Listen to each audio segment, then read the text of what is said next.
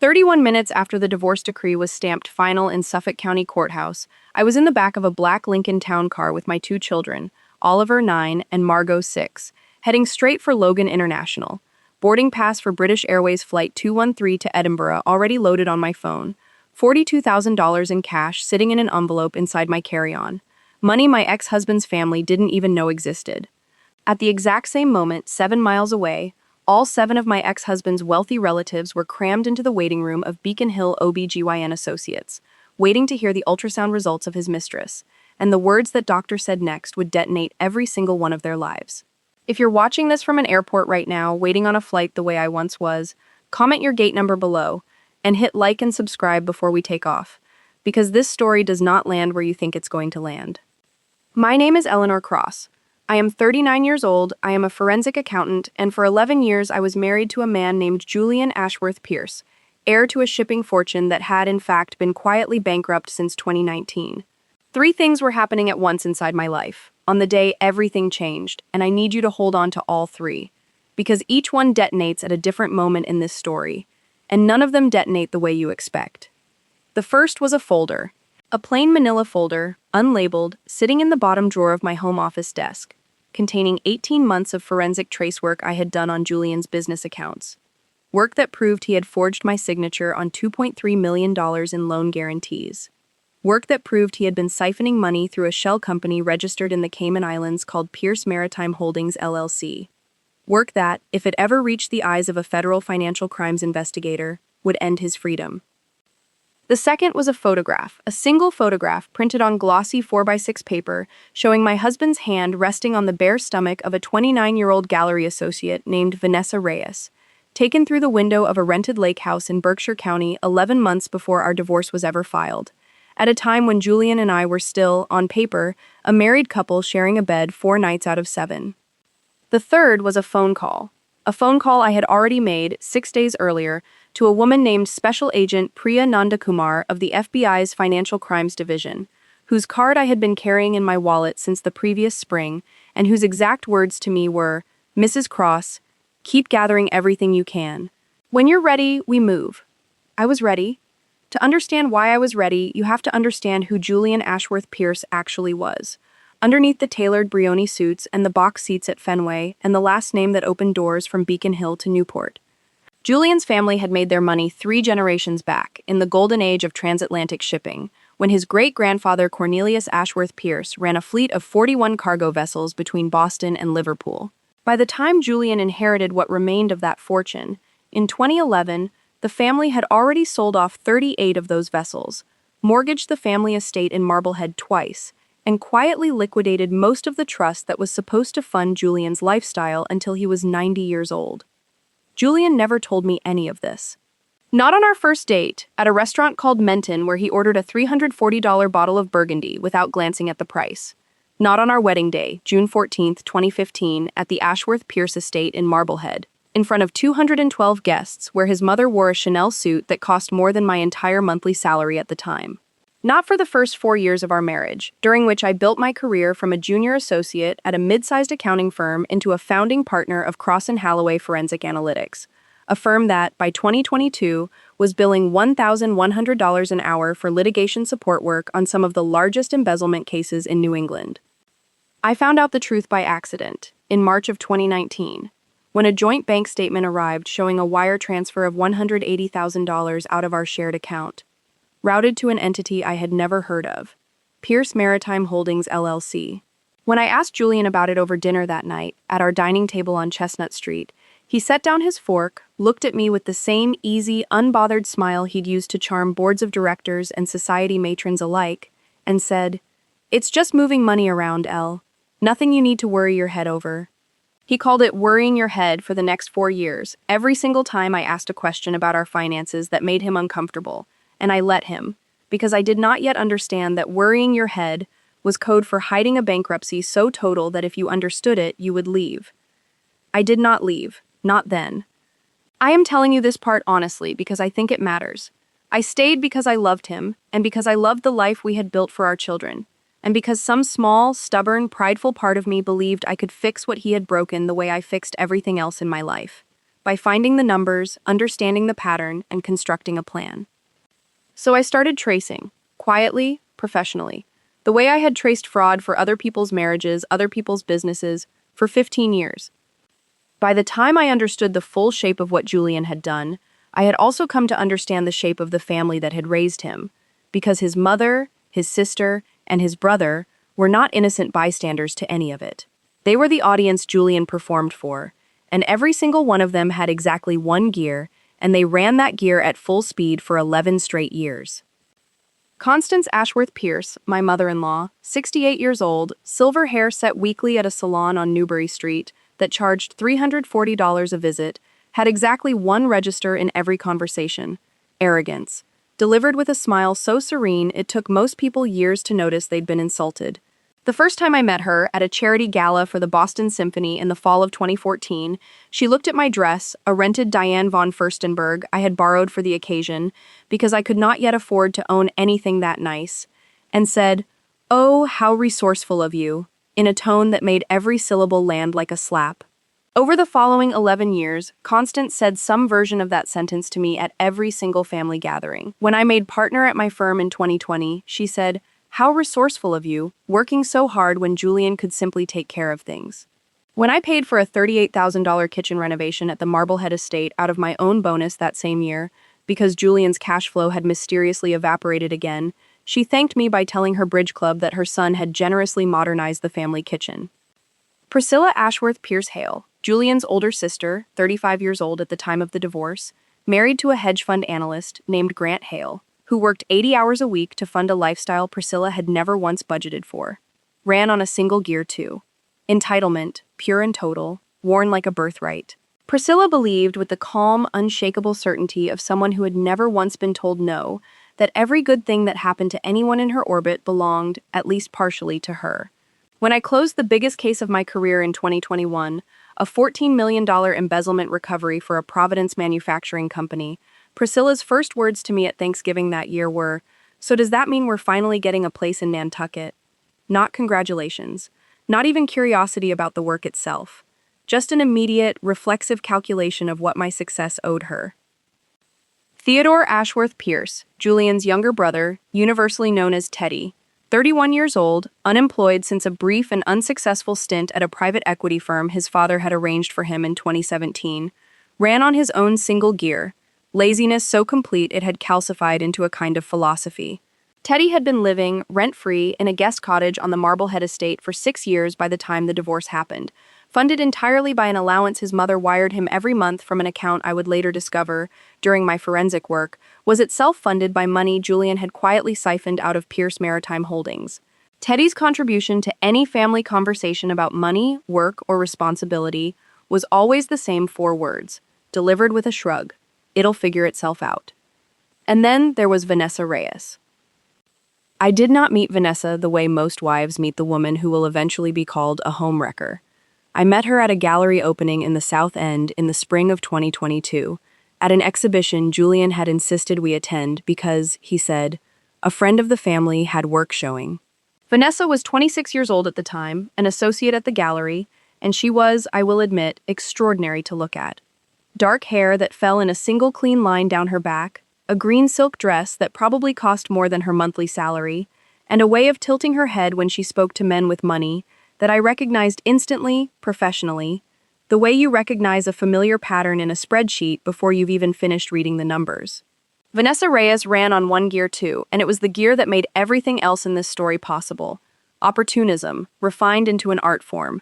She did not fall in love with my husband.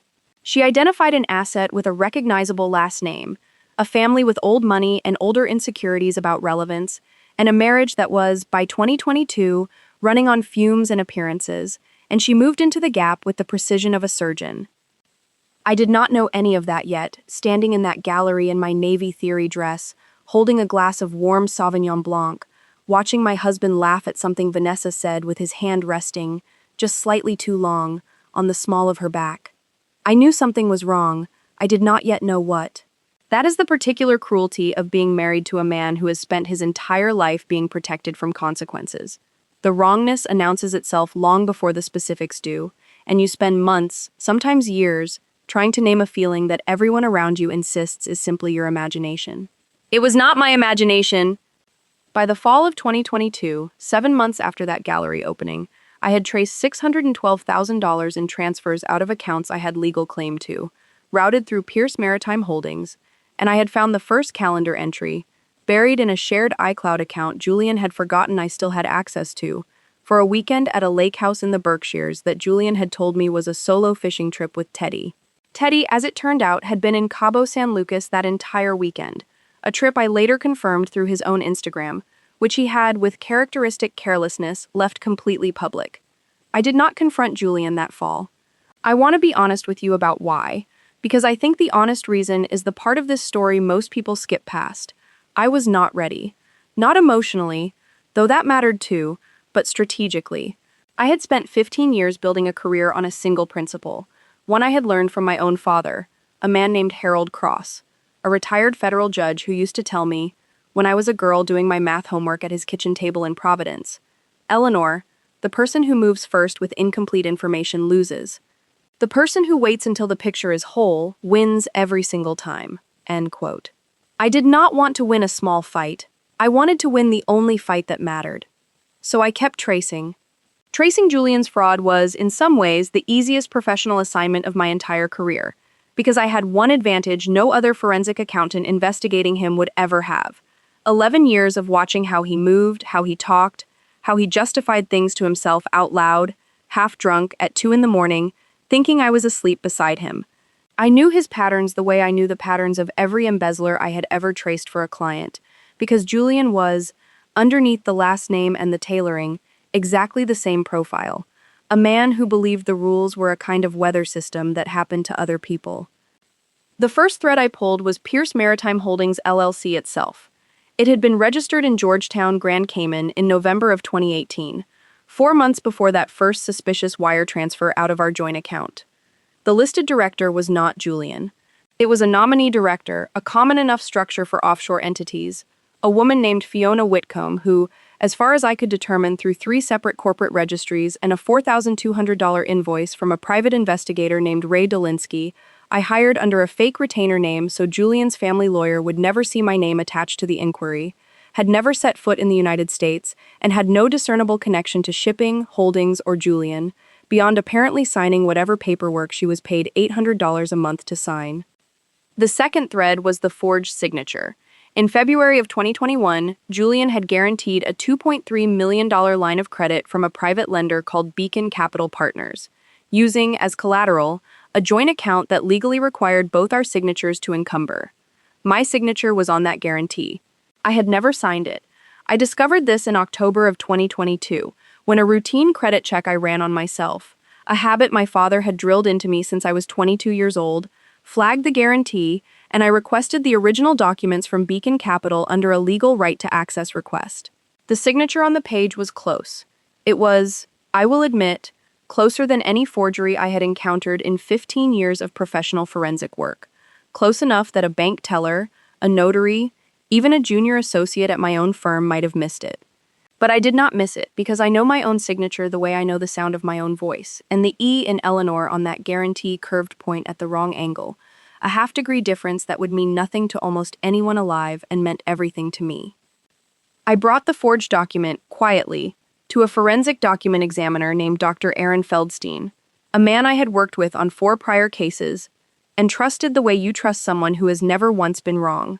Dr. Feldstein confirmed it within 9 days. The signature was a forgery, likely produced using a tracing method from an authentic signature Julian would have had easy access to, on our marriage certificate, or our mortgage documents, or any of a dozen legal papers from our life together that had been sitting in an unlocked file cabinet in Julian's home office for a decade.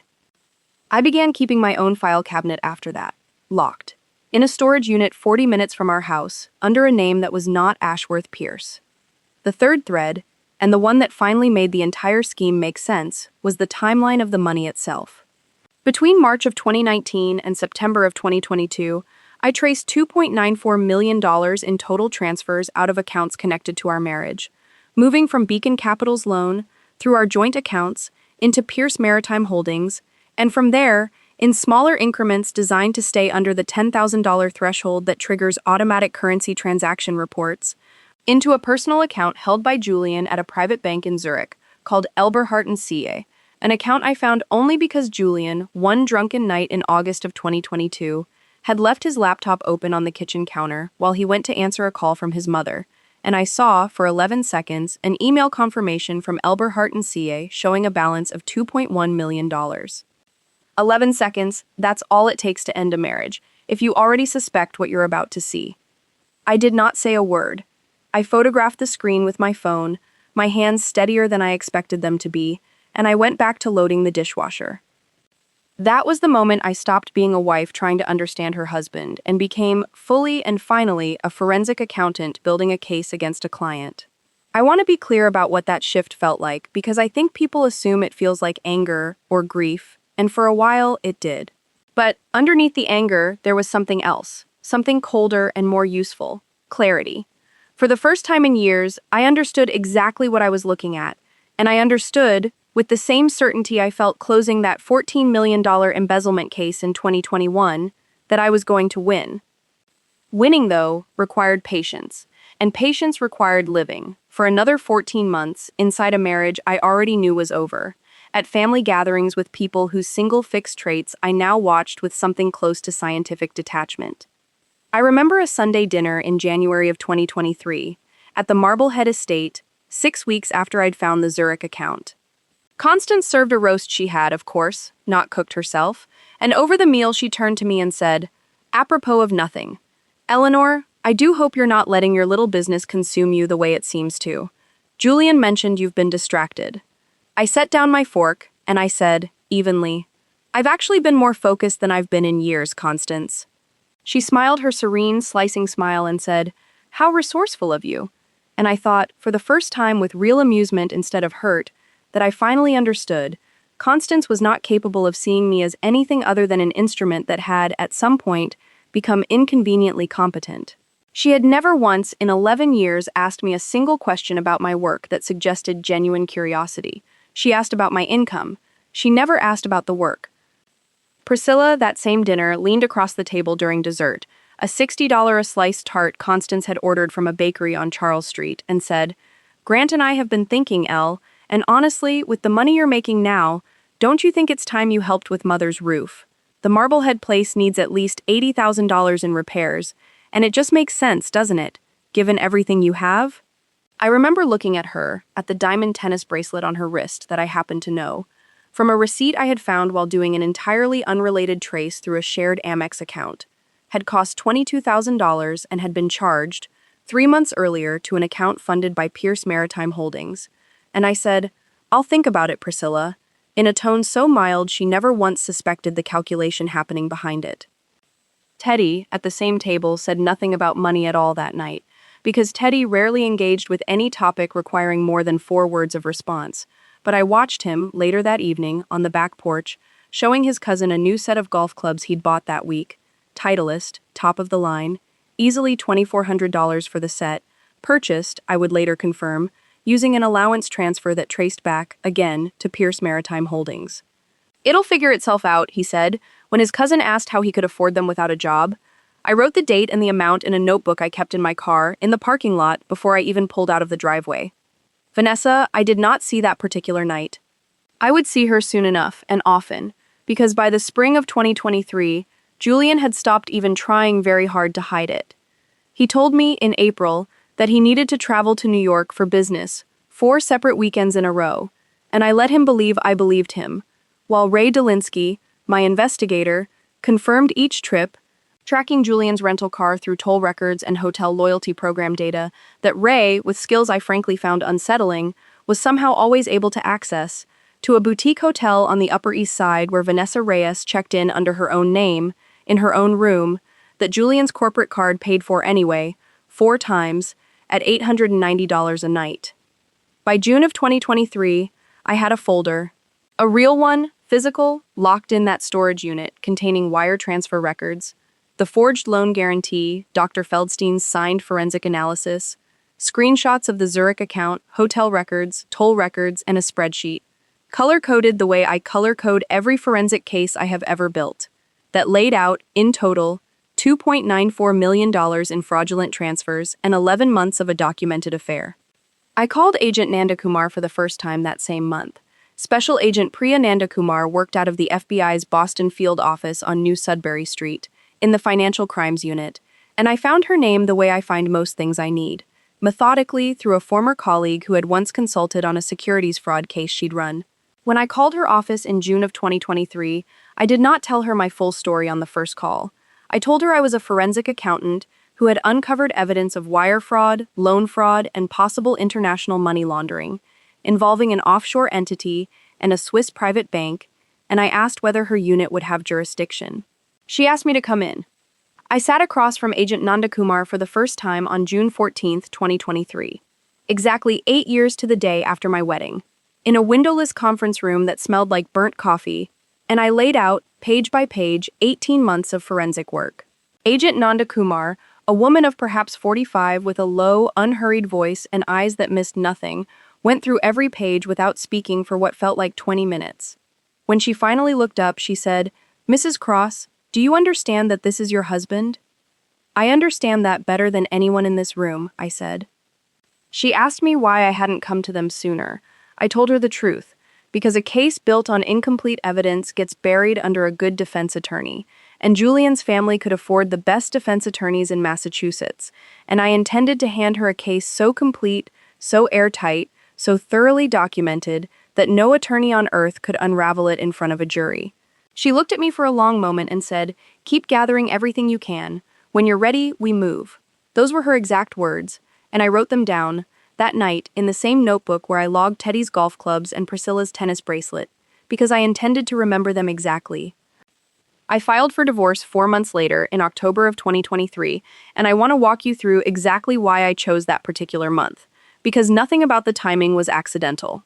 Massachusetts is what's called an equitable distribution state, which means marital assets, including anything Julian had hidden, would eventually be subject to division. But equitable distribution law has a critical vulnerability that most spouses never think to exploit.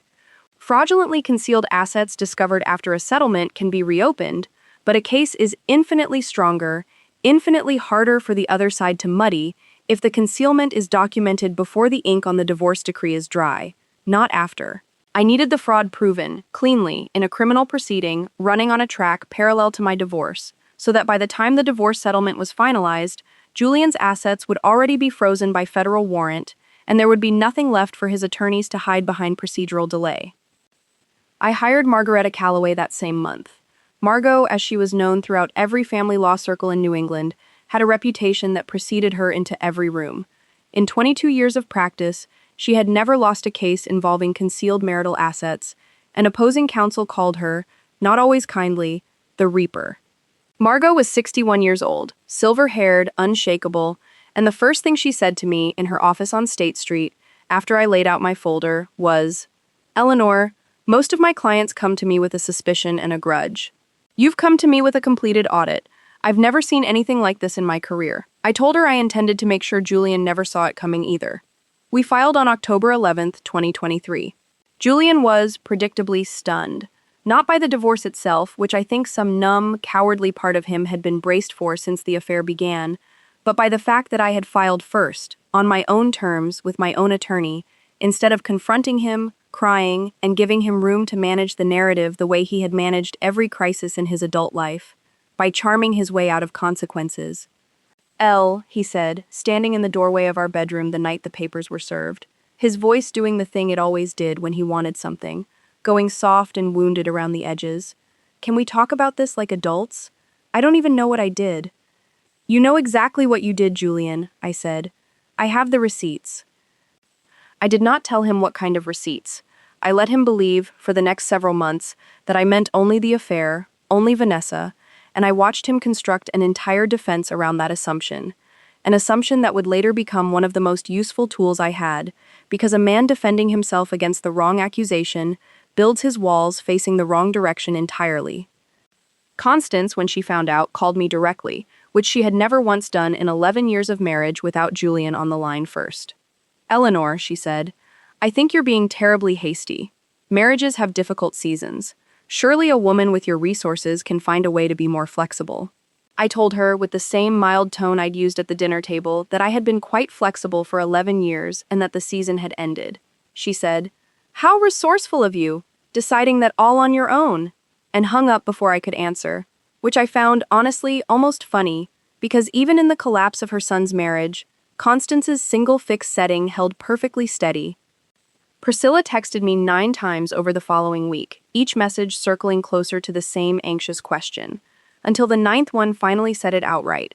"Elle, I know this is a hard time, but I need to ask, does this change anything about helping with Mother's roof?"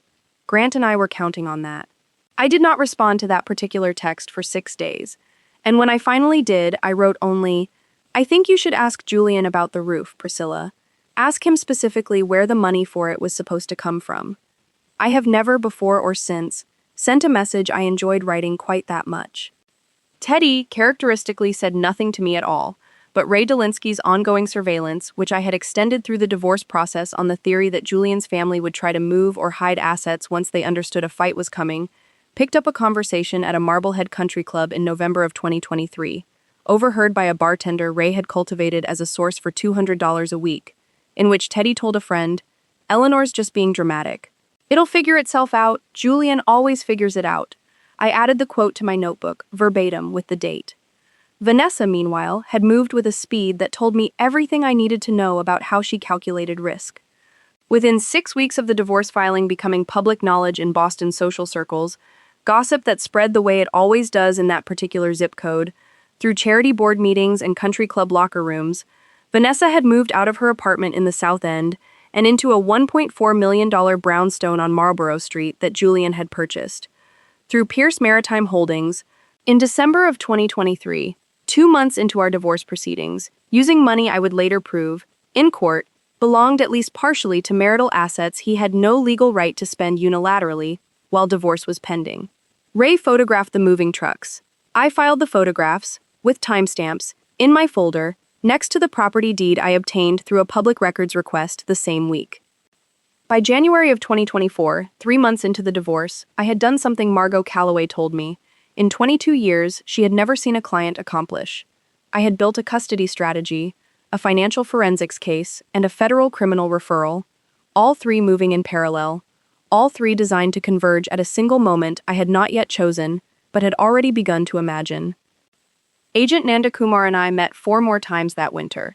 In March of 2024, she told me the Bureau had opened a formal investigation, working jointly now with the IRS Criminal Investigation Division, because the Zurich account raised issues of unreported foreign income that fell partially under IRS jurisdiction. "We're building toward something," she told me, "but these things take time, Mrs. Cross. Forensic banking requests to Swiss institutions can take 8-9 months to process through the right channels." "I have time," I told her. "I built my entire life around patience." I want to pause here and tell you something about what those months actually felt like, underneath the strategy and the spreadsheets. Because I think it's easy, hearing a story told this cleanly after the fact, to imagine that I moved through those months like a machine, untouched by any of it. I did not.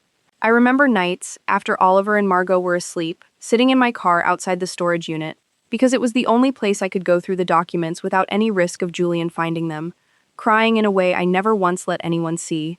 Not Margot, not Agent Nandakumar, not even my own father, because I had decided, very early on, that grief and strategy could not share the same room in me, that the moment I let one bleed into the other, I would lose the composure that was the only real weapon I had. My father used to say that the calmest person in any negotiation always wins, and I clung to that the way you cling to a rope over open water, not because it made the fear go away, but because it gave me something to hold while I crossed. By April of 2024, the picture had grown even larger, because Ray Dolinsky uncovered something I had not been looking for, something that would eventually become the thread connecting everything. Vanessa Reyes was pregnant. She announced it first not to Julian directly, according to a source Ray cultivated inside the gallery where she still, nominally, worked, but to Constance, over lunch at the Four Seasons on Boylston Street, in early April 2024, 6 months into my divorce proceedings. Constance, delighted at the prospect of a grandchild who might, in her mind, resecure the Ashworth Pierce name to a new generation of wealth and relevance, told Priscilla within the hour, and Priscilla told Grant, and Grant, apparently unable to keep anything to himself after 2 martinis, mentioned it to a mutual acquaintance at his own country club, who mentioned it to someone who mentioned it to someone at my gym, and by the time it reached me, entirely by accident, in a locker room conversation I was clearly not meant to overhear, I understood immediately that the entire Ashworth Pierce family had rallied, within days, around Vanessa's pregnancy, the way a family rallies around an investment they believe is about to pay out. I did not tell Julian I knew. I filed it, the way I filed everything, in the folder, alongside a due date Vanessa had reportedly given, sometime in the 4th week of August, and I let the calculation run quietly in the back of my mind. A due date in late August meant conception sometime in late November of 2023, which meant, if the math held, that Vanessa had gotten pregnant 6 weeks after my divorce filing became public, at a moment when Julian was already telling friends, and telling his own mother, that his marriage to me had been over in every way that mattered for over a year. I remember thinking, with the same cold clarity I felt reviewing any fraudulent ledger, that the timeline itself was a kind of document, and documents, unlike people, do not lie convincingly for very long. Loop A was closing in on its first real deadline that same month.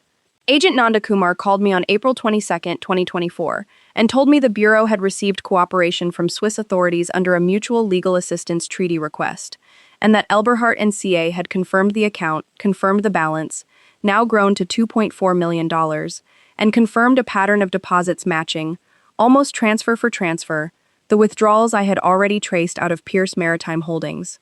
This is one of the cleanest forensic trails I've seen in 11 years at the Bureau, she told me. You built the entire case for us, Mrs. Cross. We're grateful, and I'll be honest, we're a little in awe. I did not feel awe. I felt for the first time in 18 months something close to relief. The specific relief of watching a structure you built entirely alone finally hold weight. I want to stop here because I know exactly what some of you watching are feeling right now. That particular tightness in your chest, the one that comes from recognizing a pattern in your own life you didn't have language for until someone else described it out loud. If you've ever spent months or years quietly gathering evidence of something you already knew in your body long before your mind would let you say it out loud, drop a single word in the comments below, patient, just that. I want to see how many of you are out there, holding your own folder, waiting for your own moment, because I promise you, the waiting is not weakness, the waiting is the weapon. And if this story is already doing something to you, hit like right now before the next part, and subscribe, because what happens next is the part nobody in that family saw coming. Not even the ones who thought they knew everything.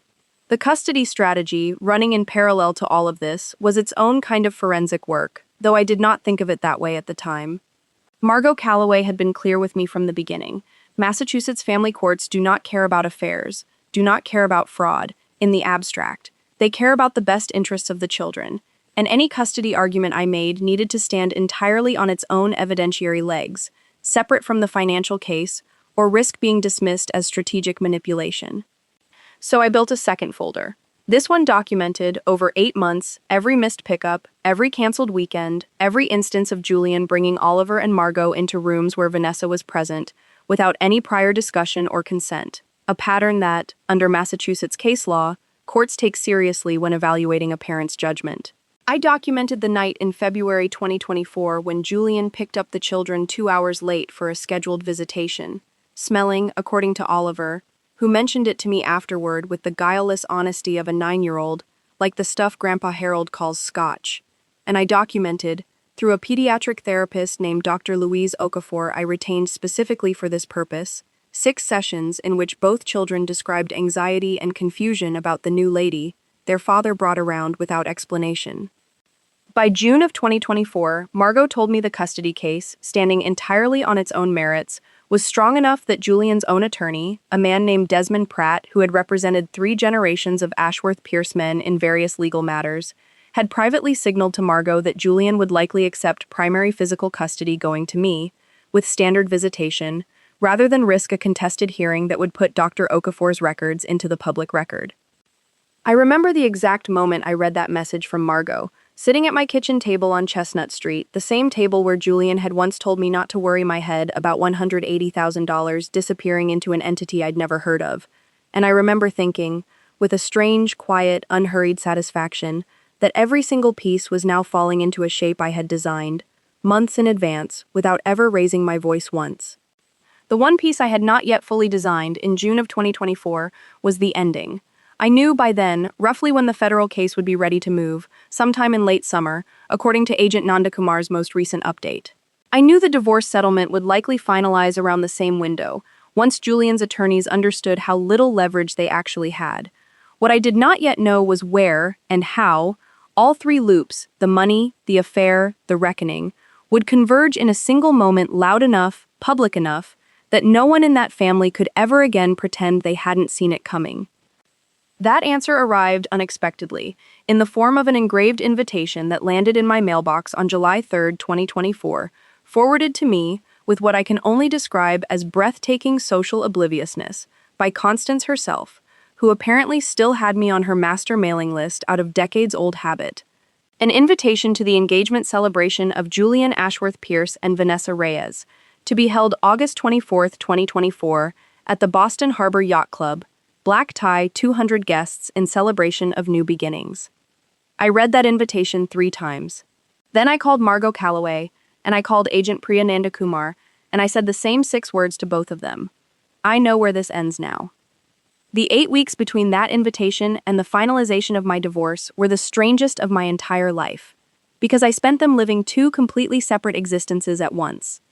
In one, I was Eleanor Cross, forensic accountant, mother of 2, quietly finalizing custody logistics with Margot Calloway, arranging a summer trip to Edinburgh for the children, because my late mother's family had roots there, and I wanted Oliver and Margot somewhere far from Boston gossip when the story finally broke. In the other, I was a woman embedded, invisibly, inside the final unraveling of a family that had spent 11 years underestimating exactly how much I understood about all of them.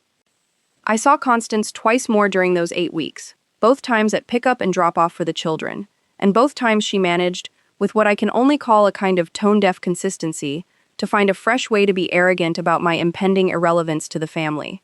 I do hope, she said to me on July 19th, standing on the front steps of the Marblehead estate while Oliver ran inside to grab a forgotten backpack, that you'll understand, once things settle, that the children will still need their grandmother's guidance. I raised Julian into the man he is, after all. I remember looking at her, thinking of the forged signature, the Cayman Shell Company, the Zurich account, all of it downstream, in some sense, from whatever guidance she had provided, and saying only, I have complete faith that Julian is exactly who you raised him to be, Constance. She took it, predictably, as a compliment. Priscilla called me on August 2nd, not about the roof this time, but about the engagement party itself. Elfeel, I know it's awkward, she said, in the breezy, entitled tone she used for every request that assumed my compliance as a foregone conclusion. But would you mind terribly keeping the kids that weekend? Vanessa really wants the day to feel, fresh. New chapter and all that. I told her I had already planned to take the children out of the country that exact week, a fact I did not explain further. And Priscilla, apparently satisfied that the inconvenient ex-wife would be conveniently absent, said, Perfect, that actually works out great for everyone, entirely unaware of how true that sentence would turn out to be, for reasons she could not yet imagine. Teddy, that same month, asked me, with what passed in him for genuine curiosity, whether I was still doing the whole numbers thing. When we crossed paths at a children's soccer game, Oliver had insisted both his father's family and I attend, a scheduling collision I had agreed to purely because Oliver wanted it. I told Teddy that, yes, I was still doing the whole numbers thing, and that it was going quite well actually, better than it had ever gone in my career. Teddy nodded, uninterested, already looking at his phone, and said, Cool, things always figure themselves out, right?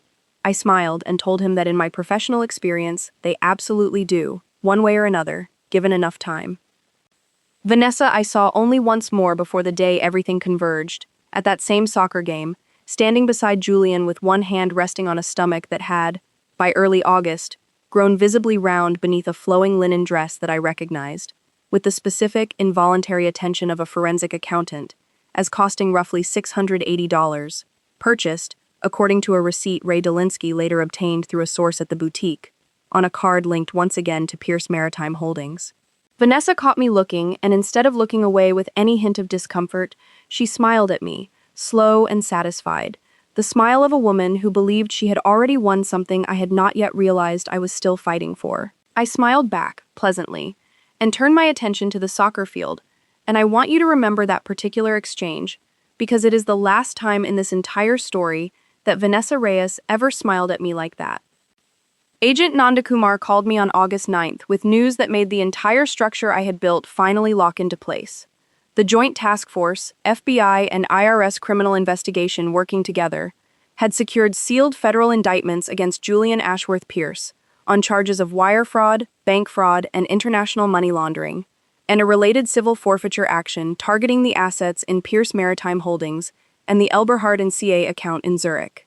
The indictments were sealed, meaning no arrest would happen yet, no public record would exist yet, but the moment agents moved to execute, everything would become public, all at once, with no warning window for Julian's attorneys to maneuver around it. "When do you want us to move, Mrs. Cross?" Agent Nandakumar asked me, and I understood in that question that she was extending me a courtesy I suspect very few forensic informants ever receive, a genuine say in the timing of a federal arrest, because the case I had built was so complete, so far beyond what the Bureau's own resources could have assembled in this time frame, that she trusted my judgment about the optimal moment almost as much as her own. I told her August 24th, the day of the engagement gala. She was quiet for a moment, and then she said, "That's bold, Mrs. Cross. You understand what that means, executing an arrest in a room with 200 witnesses, most of them socially prominent."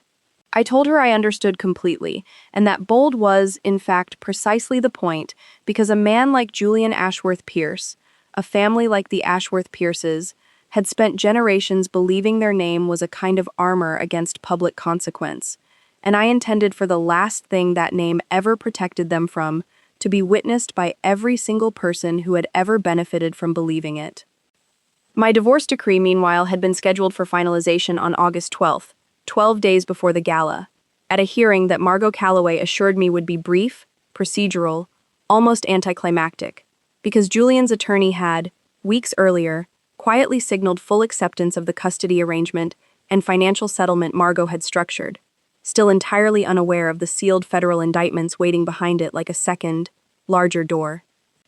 I stood in Suffolk County Courthouse on the morning of August 12, 2024, wearing a simple charcoal theory suit, my hair pulled back, Margot Calloway beside me, and Julian across the room in a navy suit that I happened to know, from an old alteration receipt I'd found years earlier, fit him half an inch tighter in the shoulders than it had the year we married, and the judge read the final decree in a flat procedural voice that took perhaps 6 minutes to dissolve 11 years of marriage. I remember feeling, standing there, almost nothing at all, a strange, hollowed-out calm, because the actual ending of my marriage to Julian had happened months earlier, quietly, in a locked storage unit, and this courtroom moment was simply the paperwork catching up to a reality I had already survived. I signed the final papers at 10:47 in the morning. By 10:52, I was in the back of a Lincoln Town car with Oliver and Margot, their small suitcases already loaded, my own carry-on with its envelope of $42,000 in cash, money I had quietly built over 18 months into an account entirely separate from anything Julian's family could trace or contest. Sitting between my feet, heading toward Logan International and a flight to Edinburgh I had booked 3 months earlier, timed precisely so that my children would be somewhere peaceful, somewhere far from Boston, for whatever happened next. At that exact moment, 7 miles away, in the waiting room of Beacon Hill OB/GYN Associates, all 7 of Julian's wealthy relatives, Constance, Priscilla, Grant, Teddy, and 3 cousins who had flown in specifically for what the family had been calling, for weeks, the anatomy scan, were crowded onto a row of upholstered chairs, waiting for Vanessa Reyes to come out of an ultrasound room with news that Constance had already, in her mind, converted into a grandchild's christening gown and a nursery she had begun, without asking anyone, decorating in the east wing of the Marblehead estate. I did not know, boarding that flight, exactly what was about to happen in that waiting room. I want to be honest about that. I had my suspicions, built on a timeline that never quite sat right in my forensic mind, but I had not engineered what came next. Sometimes, and I say this as someone who spent 18 months engineering almost everything else in this story, the universe simply collects its own debts. Before I take you into that waiting room, I need you to do one thing for me. If you've ever sat in a room full of people who underestimated exactly how much you'd already figured out, the way I sat through 11 years of Constance's little comments and Priscilla's little demands, I want you to like this video right now and subscribe, because what happened in that OB/GYN office that morning is the moment this entire family's arrogance finally met a bill they could not talk their way out of paying. Comment the word waiting if you've ever done your own quiet waiting. Now let's go back 7 miles to 10:40 that same morning. The waiting room at Beacon Hill OBCGYN Associates was small, tastefully decorated in soft grays and pale blues, with a fish tank in the corner that Margot would have loved, and on the morning of August 12th, 2024, it held 7 people who did not, under ordinary circumstances, spend much unsupervised time together, but who had all rearranged their schedules for this particular appointment because Constance had declared, 3 weeks earlier, over a family group text, that we simply must all be there for the 20-week scan. It's such an important milestone. Constance sat in the center chair, in a cream Chanel suit, a small wrapped gift already balanced on her lap, a monogrammed silver rattle she had purchased that week for $410 from a boutique on Charles Street, engraved with initials for a name that had not yet been chosen. Priscilla sat beside her, scrolling through a nursery furniture catalog on her phone, already mentally spending money that was not hers to spend, on furniture she had been describing to friends as, essentially for my future niece or nephew, so obviously we're all pitching in. Grant sat beside Priscilla, silent, checking his own phone for market updates, the way he always did in any room that did not directly involve his own finances. Teddy sprawled in a chair near the window, one leg draped over the armrest, scrolling through golf equipment listings, utterly unbothered by the significance of the moment everyone else in the room believed they were about to witness. The 3 cousins, Beatrice, Whitney, and a young man named Chase, sat in a row near the door, murmuring to each other about whether the baby would have the Ashworth-Pierce nose. Julian himself was pacing near the reception desk, checking his phone every 90 seconds, waiting for a text from his own attorney, Desmond Pratt, confirming that my divorce decree had been finalized without incident, a fact that mattered to him, I would later learn, mainly because it meant he could finally, publicly, formally, begin planning his wedding to Vanessa without any lingering legal entanglement to explain to his mother's social circle. At 10:48, a nurse called Vanessa's name, and Vanessa disappeared through a door into an examination room, alone, because the practice's policy for anatomy scans allowed only the patient and one support person, and Vanessa had specifically asked Julian to wait outside with the family, saying, according to Beatrice, who later relayed the entire scene to Ray Delinsky for a fee I do not even want to think about, I want you all to hear it together, like a real family. 22 minutes passed. Constance rewrapped the silver rattle twice, adjusting the bow. Priscilla added a $1,200 bassinet to an online cart. Teddy found a set of Callaway irons he described, to no one in particular, as actually pretty reasonable, honestly. At 11:10, the examination room door opened, and Vanessa walked out, her face unreadable in a way that, looking back, according to 3 separate accounts Ray later gathered, should have warned everyone in that waiting room that something had gone differently than expected. Behind her walked the physician, a woman named Dr. Renata Ashby, 61 years old, 28 years in obstetric practice, holding a small stack of ultrasound printouts against a clipboard, her expression the particular careful blankness of a doctor about to deliver news that was not going to land the way the room expected. Miss Reyes has asked me to speak with everyone together, Dr. Ashby said, according to Beatrice's account, since you're all here, and she felt it would be simpler this way. Constance rose halfway out of her chair, the silver rattle sliding off her lap onto the floor, and said, "Oh, wonderful. Is it a girl? We've been dying to know if it's a girl." Dr. Ashby did not answer that question. Instead, she looked around the room at 7 expectant faces and said, in a calm, clinical voice that Beatrice would later describe as the kind of voice they must train doctors to use for exactly this, the following sentence. The sentence that stunned every single person in that room into a silence so total that a receptionist 2 desks away later said she heard a pin, quite literally, drop. Based on today's measurements and comparing them against the gestational dating from Miss Reyes's very first visit to this practice, in October of last year, this pregnancy is measuring at almost exactly 29 weeks along, not the 20 weeks the family scheduling appears to have assumed. Which means, if my calculations are correct, and I've checked them twice, conception would have occurred in the very first week of December 2023. For a moment, nobody in the room appeared to understand why this mattered. Constance, in fact, according to Beatrice, said brightly, "Oh, well, that's wonderful. She's further along than we thought. Even more reason to celebrate."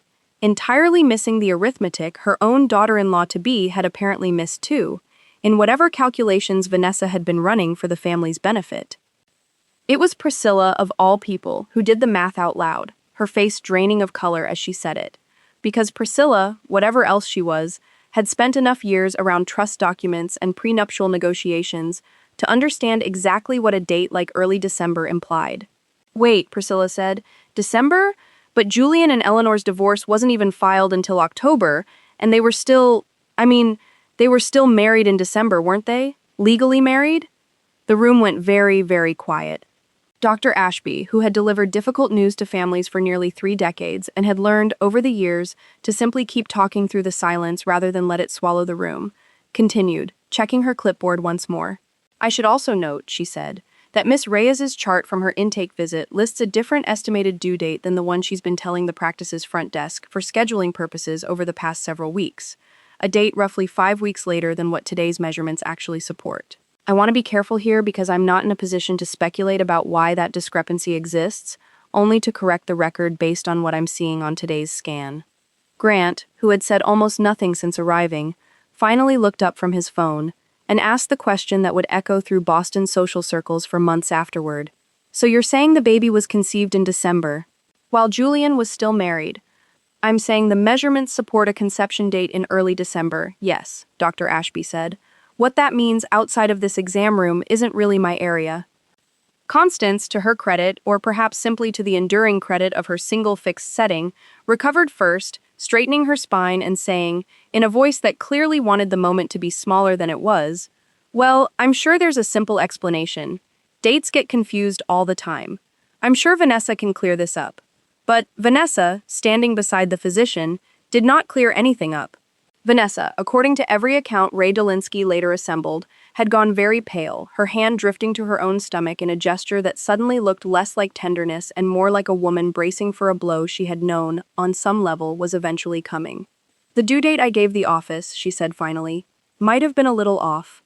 I wasn't totally sure of the exact date myself. You told me October, Priscilla said, her voice rising now, all entitlement momentarily burned away by something closer to genuine alarm. You told all of us it was October. That's why Julian said the divorce timing worked out so cleanly. That's the whole reason Mother wasn't upset about the optics. I want to be clear about what was actually happening in that room, because I did not witness it myself, and everything I know comes from Ray Dolinsky's later reconstruction, paid for at a rate of $175 an hour, that I considered, afterward, one of the best investments of my entire life. What was happening was this. An entire family that had spent months constructing a comfortable, socially palatable story, in which Julian's relationship with Vanessa had begun only after his marriage to me, was already, functionally, over, was watching that story collapse in real time, under the weight of nothing more dramatic than an ultrasound machine's cold, indifferent measurement of fetal femur length and head circumference. Because the truth the math now exposed was this. Julian had begun his relationship with Vanessa Reyes in a way intimate enough to result in conception, in the very first days of December 2023, 6 weeks after I filed for divorce. Yes, but also, critically, while our marriage remained fully legally intact, while assets were still, under Massachusetts law, indisputably marital, and while every representation Julian had made to his own family, his own attorney, and, indirectly, to the court itself about the timeline of his relationship with Vanessa had been, provably, a lie. It was not strictly the revelation that ended everything by itself. But it was the first domino, the first small, humiliating, undeniable crack in a story the Ashworth-Pierce family had told itself for months. And once that crack appeared, in front of 7 witnesses in a room with pale gray walls and a fish tank in the corner, nothing about the narrative Julian had constructed could ever fully hold its shape again. Constance left the office 12 minutes later without the silver rattle, which remained, forgotten, on the waiting room floor until a nurse eventually placed it in a lost-and-found bin behind the reception desk. Priscilla did not speak to Vanessa again that day. Teddy, notably, according to Beatrice, looked up from his phone only once during the entire scene, said, "Wow, okay, that's wild," and went back to comparing golf club shafts. I learned all of this 11 hours later, sitting in a hotel room in Edinburgh, Oliver and Margot asleep in the adjoining bed after a long flight and an afternoon spent feeding pigeons in Prince's Street Gardens, when Ray Dolinsky's encrypted message came through on my phone with a subject line that simply read, "You need to see this." I read his reconstruction of the scene 3 times, sitting on the edge of the hotel bed in the dark, the only light coming from the phone screen, and I felt something I had not expected to feel. Not triumph, not yet, but a kind of grim, exhausted vindication. The specific feeling of watching a lie you have always known was a lie finally become visible to people who spent months insisting it wasn't there. But I also felt something else, something sharper, because Ray's message ended with one additional detail he had confirmed through the same bartender source at the country club who had overheard Teddy months earlier. That same evening, after the disastrous scan, Julian had called an emergency meeting with Desmond Pratt, his attorney, not about the pregnancy timeline, but about something else entirely. Something Desmond had apparently mentioned to Julian in a panicked tone that the bartender only partially overheard, a single phrase that made my stomach turn cold even reading it secondhand. The federal thing. Julian knew something was coming. Not everything, not the specifics, but something. And for the first time in 18 months of careful, patient, silent construction, I felt the ground shift slightly beneath a plan I had believed, until that exact moment was still entirely mine to control. I did not sleep that night. I sat in that hotel room until nearly 3 a.m, Edinburgh Castle lit up faintly through a gap in the curtains, running through every possible way the federal thing could have reached Julian's ears, 12 days before Agent Nandakumar's team was scheduled to move. I called Agent Nandakumar first, at what was 10 in the evening back in Boston, and she picked up on the second ring, her voice immediately alert in the way I imagine it always was, even at rest. "Mrs. Cross," she said, "talk to me." I told her everything Ray had relayed. She was quiet for a long moment, and then she said something that steadied me more than I expected. Sealed indictments leak sometimes, from court clerks, from bank compliance officers required to file suspicious activity reports, from a dozen small cracks that have nothing to do with your operational security. It doesn't mean he knows the date or the scope or that we're coming. Attorneys panic about federal exposure all the time without specifics. If Pratt had real details, he'd be filing an emergency motion right now, not making late-night phone calls from a country club parking lot. She paused and then added, "But I'll tell you this. If you want to move the timeline up, we can be ready in 72 hours instead of 12 days. Yours call." I thought about it for exactly 4 minutes, watching Oliver's small chest rise and fall in the dim light of the hotel room, and then I told her no. I told her we hold the date. Because if I moved early, out of fear, I would lose the one thing I had spent 18 months building toward. Not just Julian's exposure, but his exposure in front of every single person who had ever benefited from protecting him. At the exact moment he believed he had finally, permanently escaped consequence, and married his way into a fresh, untainted story. A private arrest in a parking lot would end Julian's freedom. A public arrest at his own engagement gala would end the mythology his entire family had spent 3 generations constructing. 12 days, I told Agent Nandakumar, as planned. I called Margot Calloway next, and her response was, characteristically, more clinical than emotional. Even if Pratt suspects federal exposure, she said, there's very little he can do about it in 12 days that would meaningfully protect Julian's assets. Not with the freeze order already drafted and ready to file the moment indictments unseal. Worst case, Julian panics and tries to liquidate something small and stupid, which honestly just adds another charge to the pile. I wouldn't lose sleep over it, Eleanor. I told her I already had, the previous night, but that I understood her point. What none of us fully anticipated in that late-night flurry of calls was that Julian's panic would not express itself through his attorney, or through some clumsy financial maneuver Agent Nandakumar's team would simply add to the charging documents. It would express itself, instead, through his family, because Julian, for all his faults, had never once in his life handled a crisis without immediately recruiting an audience to help him carry the weight of it. And the audience he recruited that week was the same 7 people who had sat in that OB/GYN waiting room, now newly furious, newly suspicious, and newly, urgently invested in figuring out exactly what Eleanor Cross knew and how much damage it might do. I spent the remaining 10 days in Edinburgh doing something I had not allowed myself to do properly in nearly 2 years. I simply lived. I took Oliver and Margot to Edinburgh Castle, where Margot insisted, with total 6-year-old conviction, that we had found the exact spot where a real princess used to sleep. I took them to a bakery near our rented flat on the Royal Mile where Oliver ate his body weight in shortbread and declared, over 3 consecutive mornings, that Scottish butter was just better, Mom. I don't know why, it just is. I walked along Arthur's Seat one afternoon, while the children napped back at the flat under the supervision of a trusted nanny I had flown out specifically for this trip, and I stood at the top of that hill, wind cutting across my face, and I let myself feel, for maybe 20 minutes, entirely uncomplicated by strategy, simply relieved to be somewhere Julian's family's opinion of me could not reach. But even there, the machinery kept turning. Ray Delinsky sent updates every 2 or 3 days.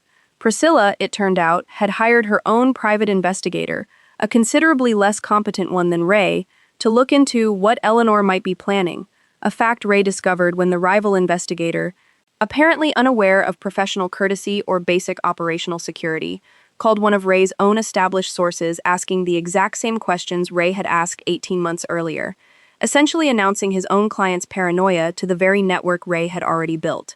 Constance, according to a source inside her own social circle, had begun quietly, urgently consulting a public relations consultant about narrative management strategies for unexpected family developments, a phrase so perfectly, emptily corporate that I actually laughed out loud reading Ray's report.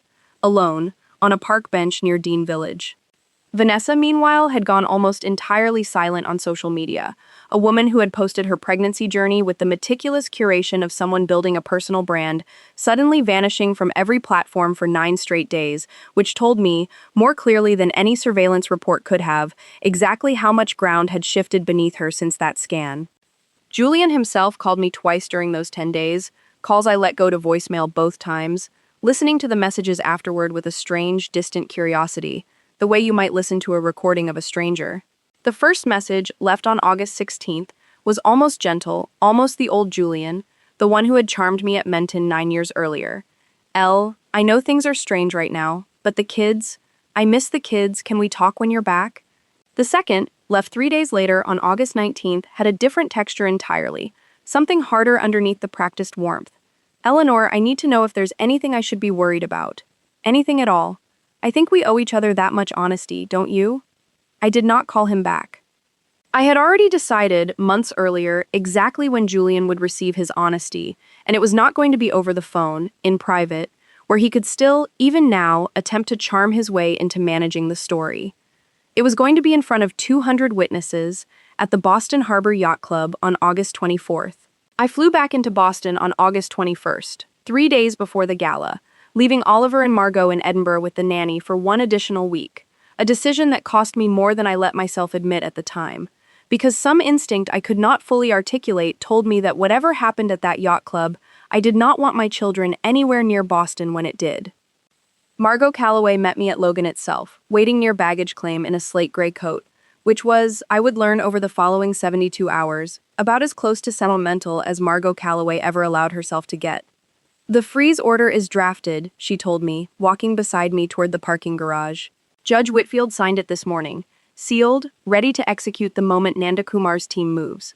Once it's live, every account tied to Pierce Maritime Holdings, the Elberhardt account, and 3 domestic accounts we identified last month, all of it locks simultaneously.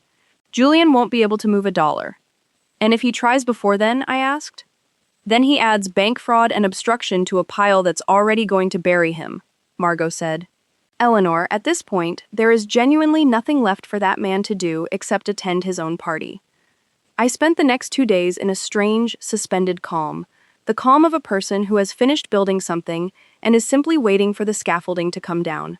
I met with Agent Nandakumar once more, on August 22nd, in the same windowless conference room where I had first laid out my folder 14 months earlier, and this time, instead of pages of evidence, she showed me a single document.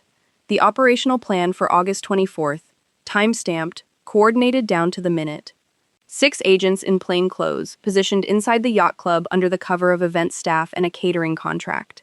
Agent Nandakumar's team had arranged, weeks in advance, with the club's actual event coordinator, a woman I would later learn had no idea the extra staff she'd approved were federal agents until the exact moment they identified themselves. 2 additional agents stationed outside, near the valet stand, in case Julian attempted to flee once he understood what was happening. The freeze order set to execute at exactly 8:15 p.m. Time to lock every account the instant agents inside the building gave the signal. Once we move, Agent Nandakumar told me, there's no controlling the room after that. You understand that, Mrs. Cross. 200 guests, open bar, cameras everywhere, people posting to social media in real time. This isn't going to be quiet. I don't want it quiet, I told her. I have wanted this loud for 14 months. I saw Ray Delinsky one final time before the gala, in a coffee shop near my office, and he handed me, across a small marble table, a single sealed envelope. "This is everything," he said. "The full timeline, cross-referenced, dated, sourced. Every wire, every hotel stay, every conversation I could confirm through at least 2 independent sources. If you want to hand something to a journalist after this, or if Julian's attorneys try to muddy the timeline in front of a jury later, this is your backup. Consider it insurance." I thanked him, and I meant it more deeply than the words probably conveyed, because Ray Dolinsky had spent 18 months building the architecture of proof underneath every instinct I'd had, and men like him rarely get thanked properly, buried as they are in the footnotes of other people's reckonings. I want to tell you about the final family interactions before the gala, because they matter. They show you exactly how little any of them had learned from the scan, from the whispers, from the growing sense, radiating through Boston social circles, that something about the Ashworth-Pierce family's carefully maintained story had begun to smell wrong. Constance called me on August 22nd, her voice tight in a way I had genuinely never heard from her before. Not angry, not arrogant, something closer to frightened, though she still managed, remarkably, to route that fear through her single fixed setting. "Eleanor," she said, "I understand there may have been some confusion about dates regarding the pregnancy. I wanted you to know that whatever people are saying, our family has weathered difficulties before, and we intend to attend Saturday's celebration with our heads held high, as we always have. I do hope you'll encourage your side of things not to make this harder than it needs to be." I asked her, genuinely curious, what exactly she meant by your side of things, since I had said nothing publicly about anything. She did not have an answer for that, and the silence on the line was, I think, the first time in 11 years Constance Ashworth-Pierce had ever run out of a serene, superior thing to say to me. Priscilla texted me on August 23rd, the night before the gala, a message that arrived at 11:40 p.m. and read, in its entirety, I don't know what you know, but please, whatever it is, please don't do anything at Saturday's party. Grant's job, the kids' school, none of that has anything to do with whatever's happening with Julian. Please." I read that message 4 times, standing in my kitchen on Chestnut Street at midnight, and I felt, for just a moment, something close to sympathy, because Priscilla was not entirely wrong that consequences rarely fall in perfectly measured doses onto only the people who earned them. But I thought too about the tennis bracelet, and the roof, and 11 years of entitlement that had never once considered whether the money funding it was clean, and I did not respond to her message. Teddy sent nothing. Teddy, true to his single fixed setting until the very end, appeared to have decided that whatever was coming would, as always, simply figure itself out, and had spent the days before the gala, according to a final report from Ray, at the driving range. Vanessa I did not hear from at all. But on the morning of August 24th, the day of the gala itself, a floral delivery arrived at the Marblehead estate for the reception, and the delivery driver, a young man who occasionally passed information to Ray for cash, mentioned that Vanessa had personally called the florist twice that morning to confirm every detail of the arrangement. An obsessive, controlling attention to a single evening's aesthetics that told me, more than anything else could have, exactly how much she understood was riding on that room going perfectly, and exactly how little she suspected about what was actually about to happen inside it. I dressed for the Boston Harbor Yacht Club that evening, the way I dress for a courtroom, which is to say, deliberately, with every choice made for a specific reason. A black Zac Posen gown, floor-length, understated, nothing that competed with the room. Because I did not need to compete with anything in that room. I needed to be underestimated for exactly as long as it took to walk from the entrance to wherever Julian happened to be standing when it started. I wore my grandmother's pearl earrings, the only piece of jewelry in the entire evening that had nothing to do with Julian's family. Nothing purchased with fraudulent money, nothing that carried any weight beyond the simple fact that my late grandmother, Eleanor Cross the Elder, had worn them at her own wedding in 1961 and left them to me specifically, in a letter, saying, "For the day you need to remember exactly who you are." I did not tell Margot I intended to attend. I did not tell Agent Nandakumar either. Not directly, though I suspect both women, being as sharp as they were, assumed it the moment I chose the date. My invitation, technically, no longer existed. Constance had forwarded me the original by accident, months earlier, before anyone anticipated I would ever consider showing up. But Massachusetts law does not require an invitation to attend a private event at a location that also happens to be, on any given Saturday, open to members and their guests. And I had, as it happened, maintained a guest membership at the Boston Harbor Yacht Club since 2019, under my own maiden name, Eleanor Cross. A membership Julian's family had simply forgotten existed because they had never once, in 5 years, bothered to ask how I spent a Tuesday evening rowing on the harbor by myself.